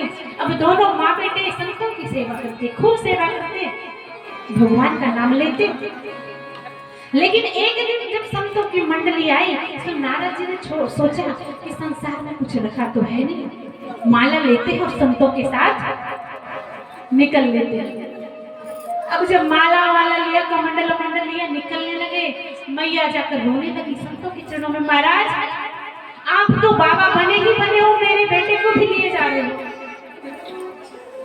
आप नारद को मत ले जाओ। क्यों? क्योंकि ये मेरे बुढ़ापे की लाठी है, मेरा इकलौता पुत्र है, इसके पिता भी नहीं है, इसका मुख देखकर ही तो मैं संसार में जीवित हूँ। महाराज इसको ले जाओगे तो मेरी सदगति कैसे होगी? अब तो नारद जी रोने लगे। महाराज बाबाओं से कहा, संतो अगर आप हमको नहीं ले गए तो हम अपने प्राण त्याग देंगे। नारद जी ने ऐसा कहा। अब मैया नारद की बोली कि महाराज अगर बेटे को ले गए तो हम प्राण त्याग देंगे। संतों ने कहा भैया ये अच्छे फंस गए, कुछ लेना ना देना, भगन बढ़िया भजन कर रहे थे, संकीर्तन कर रहे थे, ये तो हम फंस गए। नारद कह रहा हम प्राण दे देंगे, मैया कह रही हम प्राण दे देंगे, अब करें तो करें। संतों ने हाथ जोड़े, भैया ऐसा है कि भगवान का संकीर्तन ही तो करना है, घर में ही कर लो, जरूरी थोड़ी कि हरिद्वार चलो हमारे साथ में मशा। ये लो माला, ये लो कंठी, ये लो मंत्र, घर में भजन करो, जब तक माँ जीवित है तब तक उसकी सेवा करो। क्योंकि सर्वप्रथम एक ही कर्म है संसार में लाने वाला, कौन? पृथ्वी के माता, पृथ्वी के देवता भगवान माता पिता की पहले सेवा करो, फिर जाकर ईश्वर की सेवा करो, नहीं तो फिर ठाकुर जी कृपा करने वाले। बहुत लोग अभी कुंभ चल रहा था, स्नान करने गए थे, बहुत लोग आए स्नान करने, पूछा भैया कैसे हैं, घर में लोग बढ़िया हैं? बोले हाँ दीदी हम स्नान करने आए हैं, पति पत्नी दोनों। हमने कहा माता पिता को नहीं लाए? अरे दीदी वो तो बूढ़े हैं इसलिए हमने उनको तो घर में ही छोड़ा है। हमने कहा भैया ये तो बहुत गलत है, अगर माता पिता को ला सकते थे तो लाना था, अगर वो वहां आने के लायक नहीं है, अचल है, तो आपके लिए तो वही था प्रयास, वही आपका कुंभ है, वही सेवा करो, वही गंगा का ध्यान करके स्नान करो, ऐसे में तो फल ही मिलेगा। नारद जी से कहा माता की सेवा करो जब तक जीवित हैं, और जब पधार जाएं तो फिर आ जाना। अब तो भैया नारद जी माला करते रोज रोज और सोचते मैया हमारी कब पधारे, प्रेम से बोलो राधे। संतों को देखो, एक कहते हैं ना कि एक हंसी और एक दुख। नारद जी मन में सोचते हैं कि मैया के जाने का दुख तो होगा, लेकिन भगवान का भजन हम इस बंधन में कर नहीं पा रहे हैं, इस बात का भी दुख है। अब एक दिन नारद जी भजन कर ही रहे थे कि पड़ोस से एक मैया आई और कहा कि नारद जी तुम्हारी माता को सर्प ने डस लिया है और वो प्रभु के धाम को पधार गई है। तो नारद जी जयकार जय जयकार करने लगे, ओहो भागो ओहो भागो, जोर जोर से जयकारा लगाने लगे, बोली नारायण भगवान प्रभु बढ़िया करा, अच्छी सुन ली। हम सब भी जब माता पिता कहते हैं ना कि कष्ट में जब रहते हैं, बुढ़ापा ज्यादा आ जाए और जब लोग बात सेवा नहीं कर पाते तो कहते हैं हम तो पधार जाएंगे, अच्छा बहुत कष्ट में। नारद जी ने कहा बढ़िया रहा, मैया पधार गई, हम भजन कर पाएंगे, माला कर पाएंगे। अब जब भजन करने लगे प्रभु ने दर्शन तो दिए, लेकिन कहा कि नारद अभी तुम्हारी भक्ति कच्ची है, अगले जन्म में फिर से तुम यह मेरी भक्ति करो, तब जाकर के तुम्हें भगवत प्राप्ति होगी। दूसरा जन्म होता है नारद का, देखो इस जन्म में भक्ति करें, भक्ति थोड़ी कच्ची है, दूसरा जन्म मिला, उस जन्म में भी ब्राह्मण कुल में जन्म मिला, अभी दासी पुत्र थे। फिर से उस भक्ति की याद बनी रही, नारद ने फिर से भजन किया, और जब इतना भजन किया कि प्रभु की कृपा हो गई, तब से नारद जी को संत शिरोमणि कहना लगा। अहो नारद धन्योषि विरक्तानां शिरोमणि, सदा श्री कृष्णस्य दासानां अग्रगण्योर्जुभान्। भक्तों में परम भक्त नारद और संत शिरोमणि देवर्षि नारद हो गए। साक्षात प्रभु ने वही बीड़ा दिया उनको और कहा नारद हम प्रसन्न हैं, जाओ तुम दासी पुत्र से आज देवर्षि नारद बन गए हो, लोगों को ज्ञान दो, भक्ति का प्रचार करो, धर्म का प्रचार करो। नारद ने कहा कि देखो ये प्रताप राम जी के नाम का है, माधव के नाम का है, भागवत के कथा का यह प्रभाव है, इसलिए व्यास जी प्रभु की लीलाओं का वर्णन करो। और व्यास जी ने 17 पुराणों को, 4 वेदों को, 6 शास्त्रों को और आज जब सबको सम्मिलित कर दिया, इकट्ठा कर दिया और सर्वसार रूपी श्रीमद् भागवत का प्राकट्य कर दिया। ये भागवत महापुराण की, और यह भागवत महापुराण कहने लगे कैसे है। श्री सूत जी ने कहा, बोले निगम कल्पतरुर्गलितं फलं सुख मुखान्मृत द्रवशयुतं पिबत भागवतं रसायनं मुहुरो रसिका भुवि। ये भागवत की कथा क्या है? कल्पवृक्ष निगम कल्पतरुर गलितं फलम। देखो, जब संसार में हम कोई सेब खाते हैं, कोई अनार खाते हैं, कोई संतरा खाते हैं, तो अगर 2 दिन तक बाहर पड़ा रहे, फ्रिज में ना रखे, तो वह गलने लगता, खराब नहीं लगता। लेकिन ये भागवत की कथा ऐसी है कि ये जब तक रहती है, इसको कोई भी ना तो ये खराब होती है, ना तो ये गलती है। अच्छा, और क्या क्या प्रभाव है? बोले कहा कि संसार का कोई जब हम फल खाते हैं तो उस फल में गूदा भी होता है, बीज भी होता है, कुछ वेस्ट भी निकल जाता है। जब जूस बनाती हो भैया घर में तो क्या होता है? बहुत सारा फेंकना पड़ता है, तब थोड़ा सा रस होता है। कहा महाराज ये कोई साधारण फल नहीं है, यह श्रीमद् भागवत महापुराण की कथा, यह परम रस है। दुनियाओं के फलों में गूदा बीज सब होता है, लेकिन ये भागवत की कथा ऐसी है कि यह पिबत भागवतम रस माल्यम। इसमें केवल और केवल रस ही रस है, ना गूदा है, ना बीज है, ना गुठली है, केवल रस ही रस है।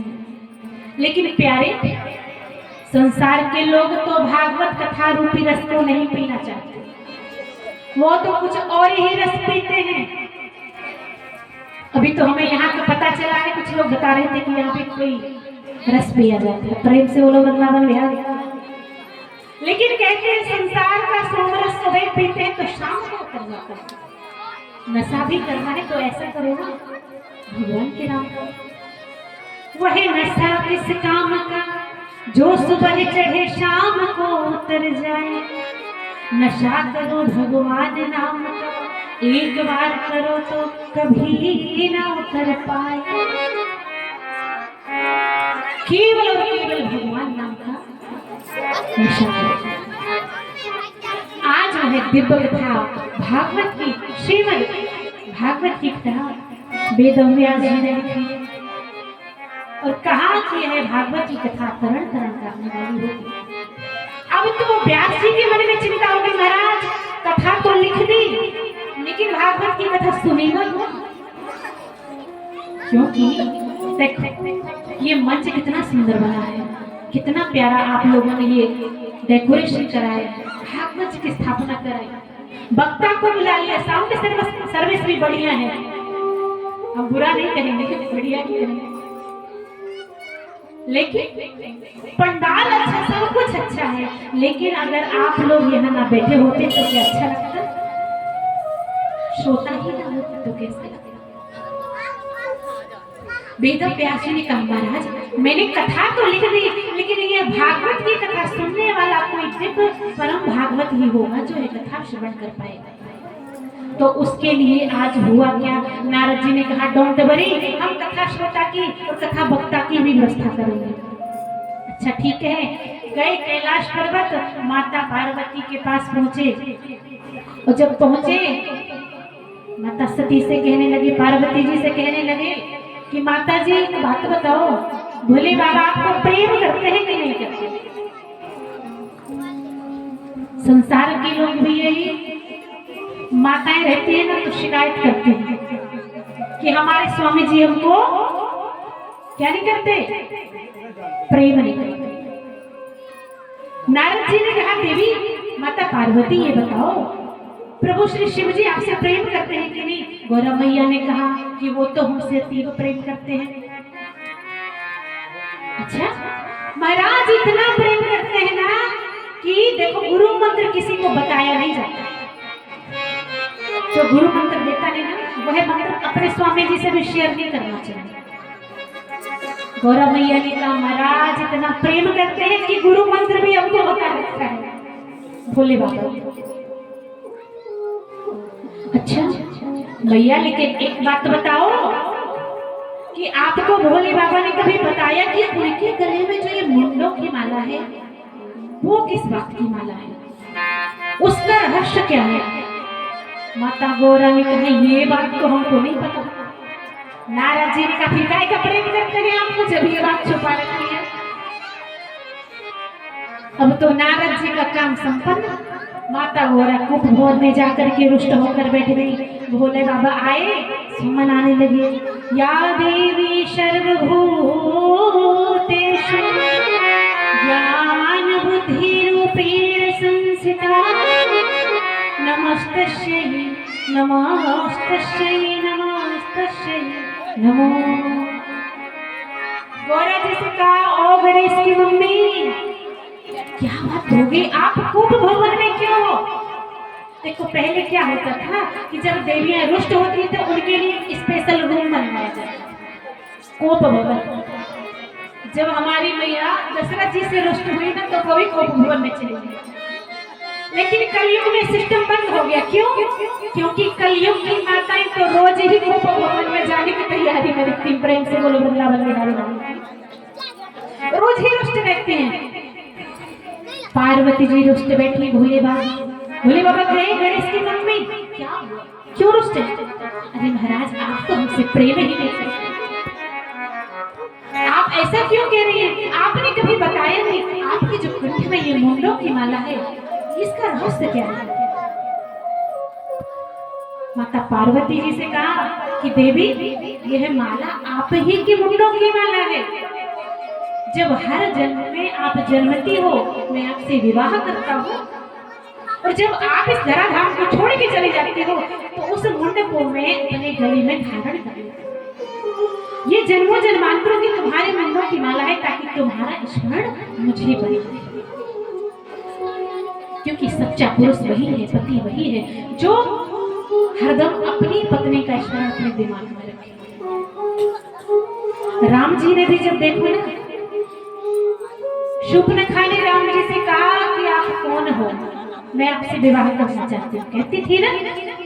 लेकिन राम जी ने अपने मन मस्तिष्क में केवल अपनी धर्म पत्नी को स्थान दिया, अपनी आंखों को भी शूर्पणखा से नहीं मिलाया और सीता की तरफ देखकर कहते हैं, सीता की तरफ देखकर कहते कि मैं राम हूँ, ये मेरी पत्नी है, आए तुम्हारा मूल लघु, ये मेरा भाई। अर्थात संसार में मर्यादा ऐसी ही होना चाहिए। कभी भी किसी भाई को, किसी पुरुष को परिस्थिति पर बेटे के भाव से देखना चाहिए, माँ के भाव से, बहन के भाव से देखना चाहिए। आज भोले बाबा ने कहा कि तुम्हारा स्मरण बना रहे इसलिए तुम्हारे ही मुंडों की माला है। पार्वती जी और गुस्सा हो गई। पार्वती जी ने कहा महाराज आपने ऐसी कौन सी घुट्टी पी रखी है कि आप वैसे के वैसे रहते हो, मैं हर बार मर जाती हूँ। अरे भोले बाबा ने कहा देवी ऐसा है ना कि हमने अमर कथा का पाठ कर रखा है। महाराज अमर कथा वो क्या चीज है? बोले वही हमारे साक्षात परम परमात्मा का स्वरूप श्रीमद् भागवत महापुराण की कथा है। पार्वती जी ने कहा महाराज हमको भी कथा सुननी है, नहीं तो हम आपसे गुस्सा हो जाएंगे। बोले बाबा प्रसन्न कितनी अच्छी पत्नी मिली है जो भागवत की कथा सुनने के लिए आग्रह कर रही है, वरना कलयुग की माताएं तो कहती हैं कि बोले एक ही धर्म एक व्रत ने मां, चलो गुड्डू के पापा चले सिनेमा, यही कहती है ना माता, फिल्म देखने चले। तो हमारी मैयाएं जब गांव में आती है तो खूब घूमता घालती हैं और जब पवई से निकलती है ना फिर तो झंडा ऊंचा रहे हमारा, फिर कहाँ घूंघट उघट महाराज। और पति देवता भी इतने प्रसन्न हो जाते हैं जब देवी जी गाड़ी में बैठती है, गाड़ी का कांटा 90 से ऊपर चलता है, फिर वाला ये रोड में महाराज कुछ होश नहीं। आज बड़ी कृपा की माता पार्वती भोलेनाथ जी कथा श्रवण कराने लगे। कहा बड़ा सुंदर आसन, आज आसन लगाया, महाराज सुखदेव जी के प्राकट्य का हम उत्सव मनाएंगे, क्योंकि भागवत की कथा अब कौन सुनेंगे, परीक्षित सुनेंगे और सुखदेव श्रवण करेंगे। तो आज बड़ा सुंदर दिव्य आसन लगाया और गौरा जी को कथा श्रवण कराने लगे। एक भजन के भाव से हम सब श्रवण करेंगे कि महायासन पे, बड़ा सुंदर आसन लगाया कि महायासन पे महादेव जी बैठे आसन में, अमर कथा जब लगे सुनाने, गौरा को त्रिपुरा तुम्हारी सुपड़ गई सोता, वो किया मेरा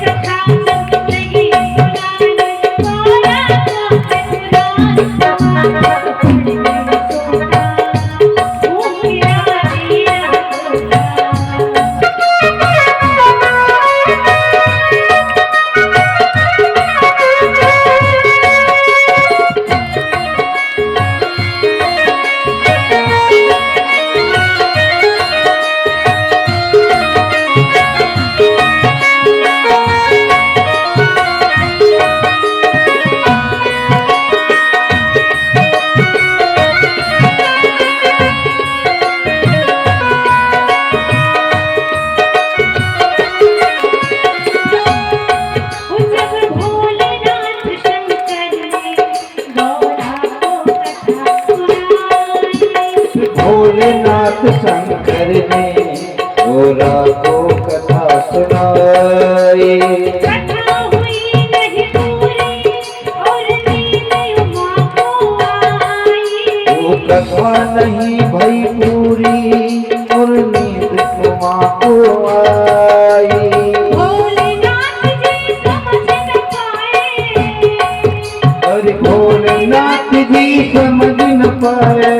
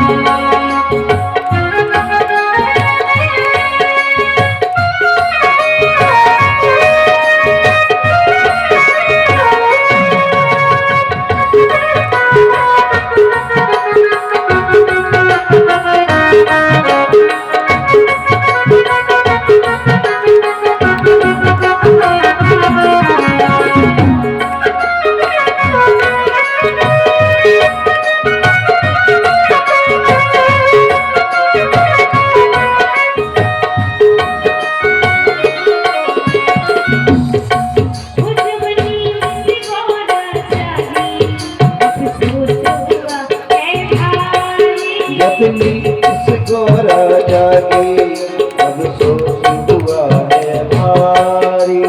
हाथ जोड़ कर बोले प्रभु लग गई नींद हमारी, अरे हाथ जोड़ कर बोली प्रभु लग गई नींद हमारी। आधी कथा सुनी है हमने,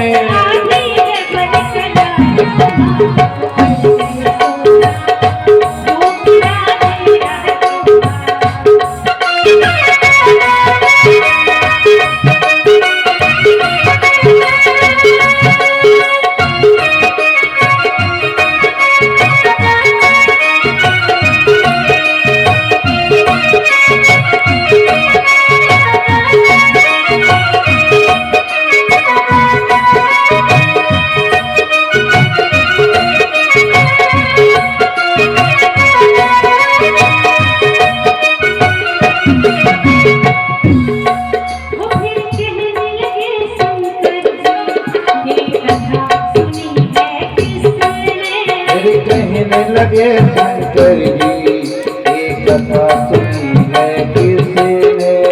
जीवित ना छोड़ूंगा ये दिया भूख राजी से, अरे ना छोड़ूंगा एक ना तुझे जिसने आगे तोता तोड़े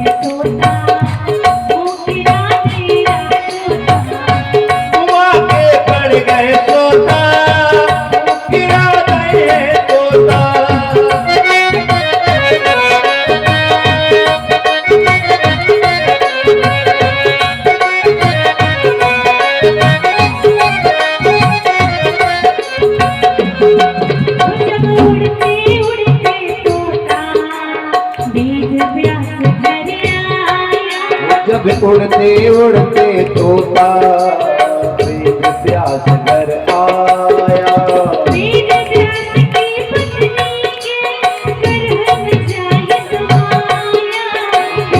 व्यास की पत्नी के गर्भ समाया बड़ा सुख नेम है उनका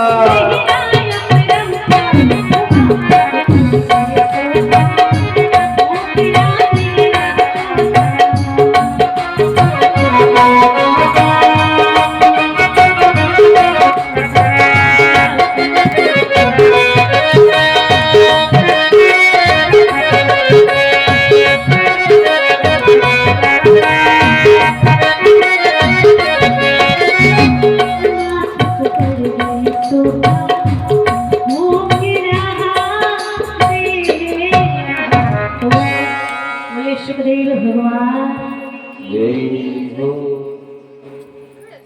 भजन के माध्यम से सुखदेव जी का वर्णन सुना। समझ में आया कि नहीं आया? माता जी कथा श्रवण करने लगी, लेकिन कथा इतनी मीठी थी भगवान की कि नींद लग गई।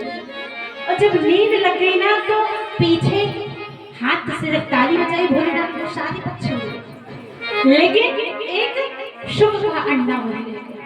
अब कथा के प्रभाव से जब कथा आगे हुई तो वह शुभ का अंडा फूट गया, पक्षी बन गया और तोता बैठ गया।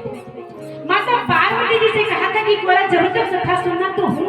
हाँ हाँ महाराज, समझ में आ गया। कोई कहानी सुनाते तो यही होता है जी, समझ में आ गई। हाँ आप हुक्रा देते रहना। पार्वती जी ने हुक्रा बंद कर ही दिया। जैसे ही तोता ने सोचा अगर ये हुक्रा बंद हो गया तो ये दिव्य कथा भोले बाबा ने सुनाई, इसलिए ये तोता हुक्रा देने लगा। आप भी कल्पना करो जब एक तोता इतना मधुर हुक्रा देगा तो कितना प्रिय लगता होगा। माता की जब नींद खुली हाथ जोड़कर बोली, प्रभु लग गई नींद हमारी। भोलेनाथ ने कथा संपन्न करी, जय जयकार करने लगे, बोली भागवत महापुराण की।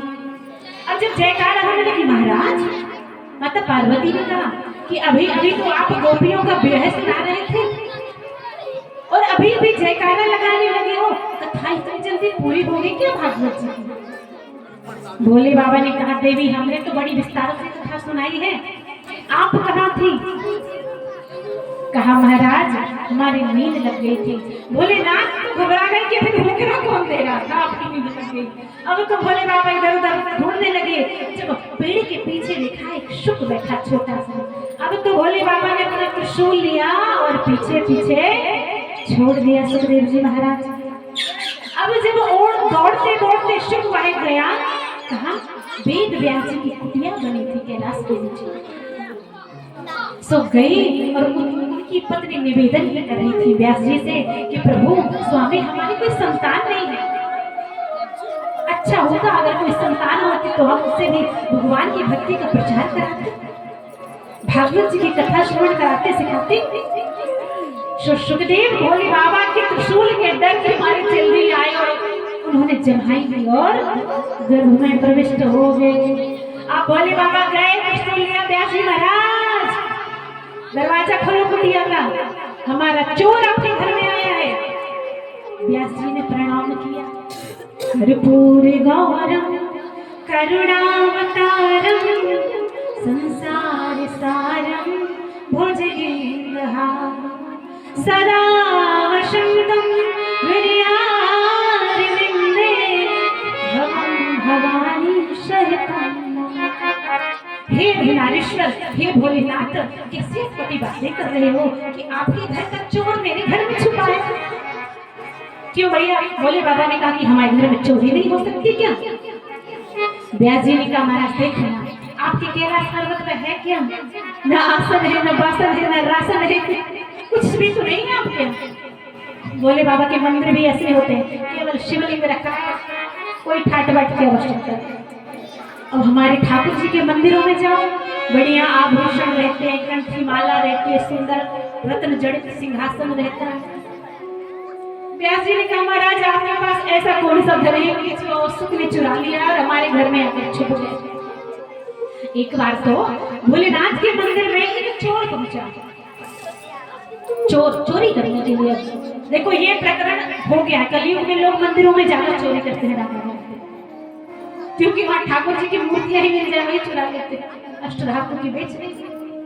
अब बेचारा मंदिर गया, भोले बाबा के मंदिर में चारों तरफ नजर दौड़ाई, माथा पीट दिया चोर ने। कहा कहां पे आ गया, किसी भिखारी के मंदिर आ गया, यहाँ पर शिवलिंग के अलावा कुछ भी नहीं है, क्या करूं?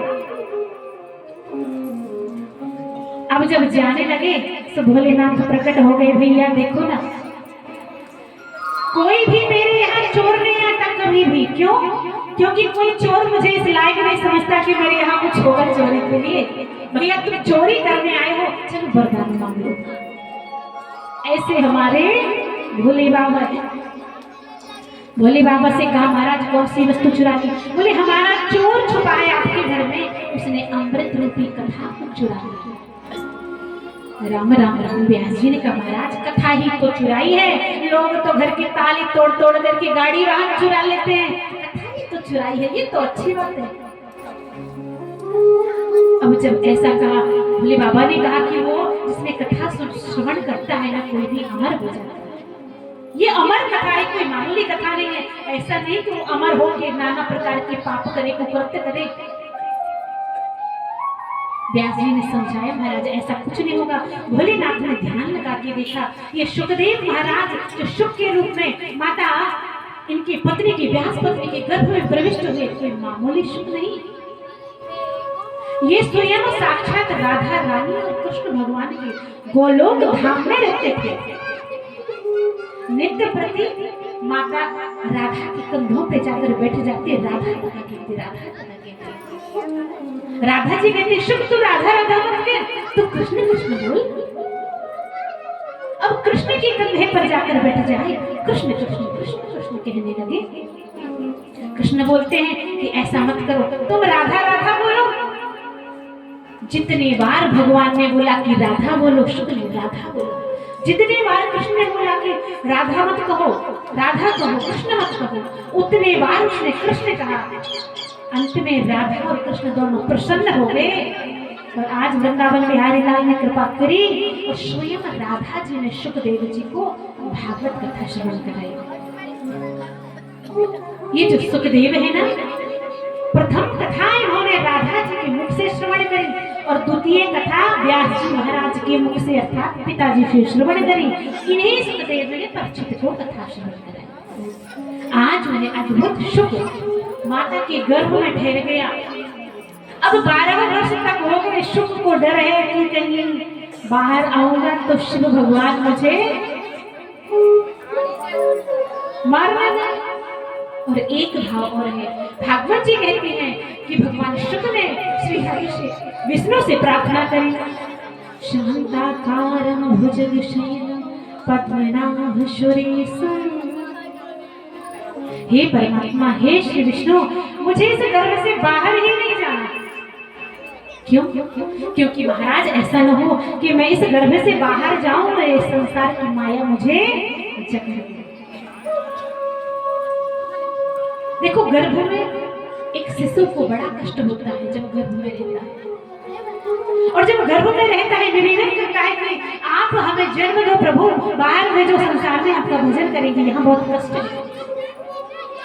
जब भगवान हमारी बात मान करके संसार में भेज देते हैं तो हम भगवान को भूल जाते हैं, परम सत्य ही भूल जाते हैं।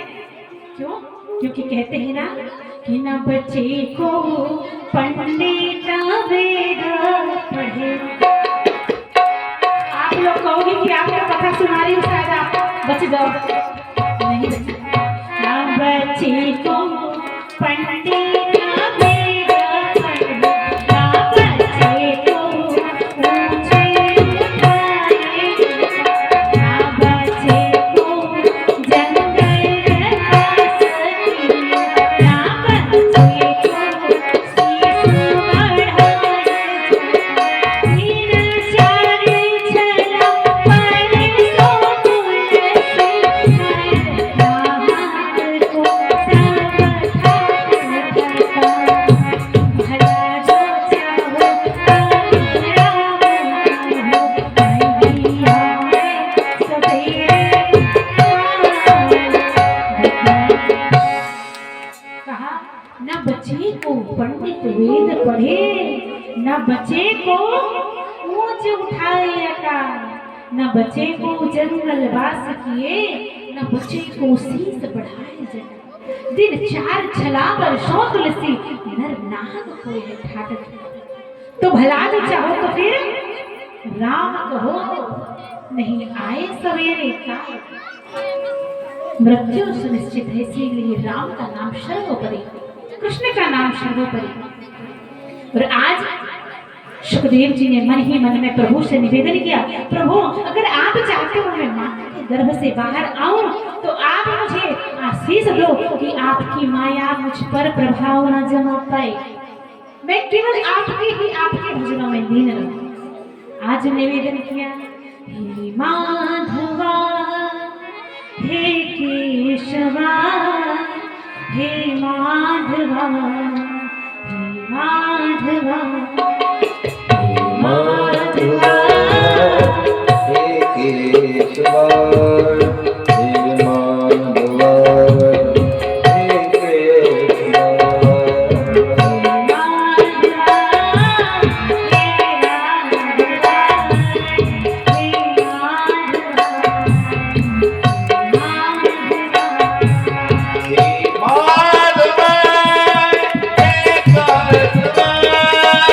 हे माधवा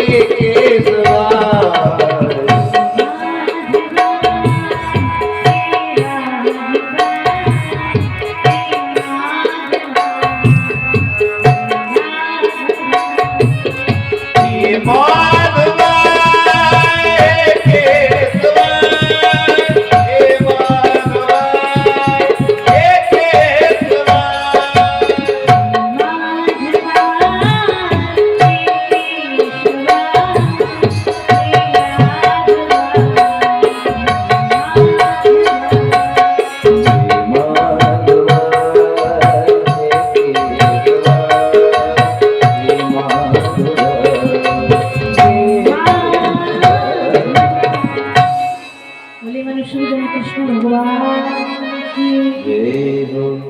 आज सुखदेव जी को परमात्मा ने आशीष दिया, मेरी माया तुम पर प्रभाव नहीं दिखा पाएगी। और अब सुखदेव जी भगवान का 12 वर्ष के बाद प्राप्त हुआ। और कुछ जगह तो वेदों में उल्लेखित है कि 14 वर्ष तक सुखदेव जी व्यास पत्नी के गर्भ में रहे। आज प्राकट हो गया, बोले सुखदेव भगवान की जय हो। अब सुखदेव भगवान का जैसे प्राकट हुआ, व्यास जी प्रसन्न हो गए।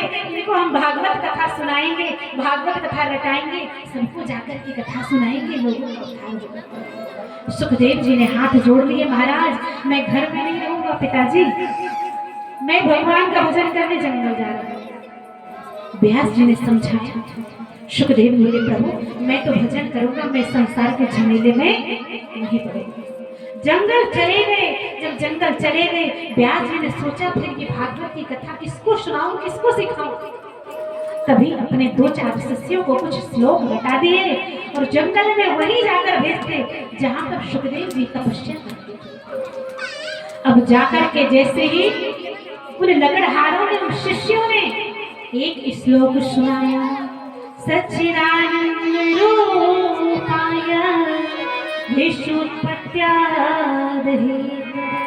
तापत्रय विनाशाय श्री कृष्णाय वयं नमः। सुखदेव जी के कानों में यह श्लोक गया। उन्होंने सोचा, भक्ति कर रहे थे, एकदम से कानों को सुख मिला। अरे इतना सुंदर श्लोक कौन सुना रहा है। थोड़ी देर बाद श्लोक की आवाज बंद हो गई, फिर से भजन में लग गए। तभी एक शिष्य ने दूसरा श्लोक सुना दिया, अज्ञान ध्वांत विध्वंसम कोटि शूर समो प्रभा सूताख्याहि कथा सा मम करसा भक्ति ज्ञान विरागातो विवेको वर्धते माया मोह निरासस्य वैष्णवे। भैया जैसे दूसरा श्लोक सुना, सुखदेव जी खड़े हो गए और उस व्यक्ति से बोले, भैया आप इतने सुंदर श्लोक सुनाए और सुनाओ ना, अभी तो 2-4 ही सुनाए। शिष्यों ने कहा, महाराज अगर और श्लोक सुनने हैं तो हमारे गुरु जी से सुनना पड़ेगा, हमको तो इतने ही आते हैं।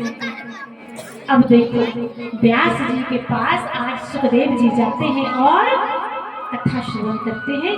श्रीमद् भागवतानुमुक्ति सप्ताहं वाचनं कुरु। श्रीमद् भागवती कथा सर्वपाप प्रणाशनम्। आज जब भागवत जी की कथा सुखदेव जी से, महाराज व्यास जी से सुखदेव जी ने श्रवण करी। अब कहते हैं जब सुखदेव जी ने कथा श्रवण करी, श्रीमद् भागवत की कथा में आया कि वक्ता कैसा होना चाहिए, श्रोता कैसा होना चाहिए, कथा कैसे बैठकर सुनना चाहिए, वक्ता कैसा हो,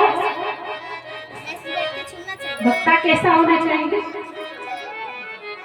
दृष्टांतो कुशलो धीरो वक्ता कार्योति निष्प्रभ। कैसा हो, विरक्तो विप्र वैष्णवो। पहले तो विरक्त हो, जिससे कथा श्रवण करानी हो, विरक्त हो अर्थात अगर गृहस्थ में भी है लेकिन गृहस्थ में रहती हो भी चित्त भगवान के पास हो। वैष्णव हो, विप्र हो, विप्र अर्थात ब्राह्मण हो, जो कर्म से ब्राह्मण हो, विरक्त हो, वैष्णव हो, उससे श्रीमद् भागवत की कथा श्रवण करना चाहिए। दृष्टांतो कुशलो धीरो वक्ता कार्योत निष्प्रभ। देखो बीच बीच में जो हम चीजें संसार की दुनिया से जोड़ के बताते हैं ना, वो इसीलिए क्योंकि भागवत जी की कथा इतनी गूढ़ है कि ना तो मैं कहने का साहस रखती हूँ और ना ही आप श्रवण करते। इसलिए दृष्टांत के माध्यम से हर तरीके से जैसे भी हो हमको भगवान की कथा समझ में आनी चाहिए। इसीलिए सारी चीजें लगातार की श्रवण कराई जाती है। अच्छा, अब भागवत जी में वर्णन आता है कि श्रोता को कैसे कथा श्रवण कराना चाहिए। देखो आप लोग तो जब कथा श्रवण करते हो ना तो जरा कमर में दर्द हो जाता है, थोड़ा फैल के बैठ लेते हो, कहीं पैर फैला लेते हो, कहीं बढ़िया हाथ टेक वेक के बैठ जाती हो। वही काल अगर भक्ता कर दे मंच पर, हम पैर नहीं फैला सकते, क्योंकि व्यास मंच की मर्यादा होती है। श्री भागवत जी में कहा कि जो भी परीक्षित, जो भी कथा श्रवण करने वाला, भागवत कराने वाला, यह शब्द रूपी शब्द दिवसीय भागवत यज्ञ कराता है, वह मन से, क्रम से, वचन से व्यास को व्यासो विष्णु स्वरूपा 7 दिन तक जो कथा व्यास होता है भागवत जी का, ना वो आपका भाई है, ना वो आपका बहन है, ना वो आपकी माता है, ना पिता है, भाई केवल और केवल कौन है? व्यासो विष्णु स्वरूपा। 7 दिन तक वह संसार सुख से, संसार बंधुओं से मुक्त साक्षात विष्णु का स्वरूप ही उसके अंदर विराजित होता है। 7 दिन तक जो कथा श्रवण कराता है, आप ये मत सोचो कि कुलप्रिया जी हरिद्वार से आई है वो कथा श्रवण कराएंगे। मेरी इतनी सामर्थ्य है, ये साक्षात हमारे श्री ठाकुर जी अंदर विराजित होते हैं, वो कथा सुनाते हैं। तो जो भी श्रोता, जो परीक्षित इस नियम से, सुव्रत से, मन से, स्वभाव से कथा श्रवण करता है कि जो कथा श्रवण करा रहे हैं, जो वक्ता है, वह साक्षात हमारे ठाकुर जी हैं, उनकी हम पर इतनी अखाट कृपा है, तब उनका तरण तारण मोक्ष निश्चित है। और जो भी इच्छा उसके मन में है, सारी इच्छाएं भागवत जी पूर्ण करते। अच्छा, श्रोताओं को जो मुख्य श्रोता है, जैसे परीक्षित जी हैं हमारे, कैसे कथा श्रवण करनी चाहिए? कथा में तो देखो लिखा है भागवत जी में, पहला नियम बोले घृतम पानम। कथा सुनने का नियम क्या है? 7 दिन तक हमारे परीक्षित को केवल घी का ग्राह लेकर, ग्रास क्या लेना है? घी, सिर्फ घी पीना है और 7 दिन कथा श्रवण। राम राम। जब ऐसा सुना, सूत जी कथा श्रवण करा रहे, सोनक जी ने कहा महाराज कलयुग के लोगों को डॉक्टर ने रोटियों में लगाने को मना कर रखा है, आप पीने की बात कर रहे हो। महाराज कोई और नहीं, ठीक है घी नहीं पी सकते, बोले पानम। आप केवल और केवल भागवत जी की कथा दूध पीकर भी श्रवण कर सकते हैं। 7 दिन तक दूध पियो और कथा श्रवण। अब तो हमारे चंद्रानी जी कहेंगे दीदी दूध तो डाइजेस्ट नहीं होता, कैसे सुनेंगे? दूध बस पी के। स्तुत जी ने कहा भैया अगर संसार के लोग दूध भी पीकर कथा ना श्रवण कर पाए तो बोले फलाहारम। 7 दिन तक फलाहार लो, और फलाहार भी कैसा? सीमित, इतना फलाहार लेना चाहिए कि उसमें हमें नींद ना आए, अर्थात आलस ना आए। आलस आती है तो कथा में मन नहीं लगता है कि जाएं और बढ़िया सा बिस्तर हमारा इंतजार कर रहा है। प्रेम से बोलो राधे, विश्राम कर ले, कथा में देखिए बच्चे बोले वो मोबाइल बोले वृंदावन बिहारी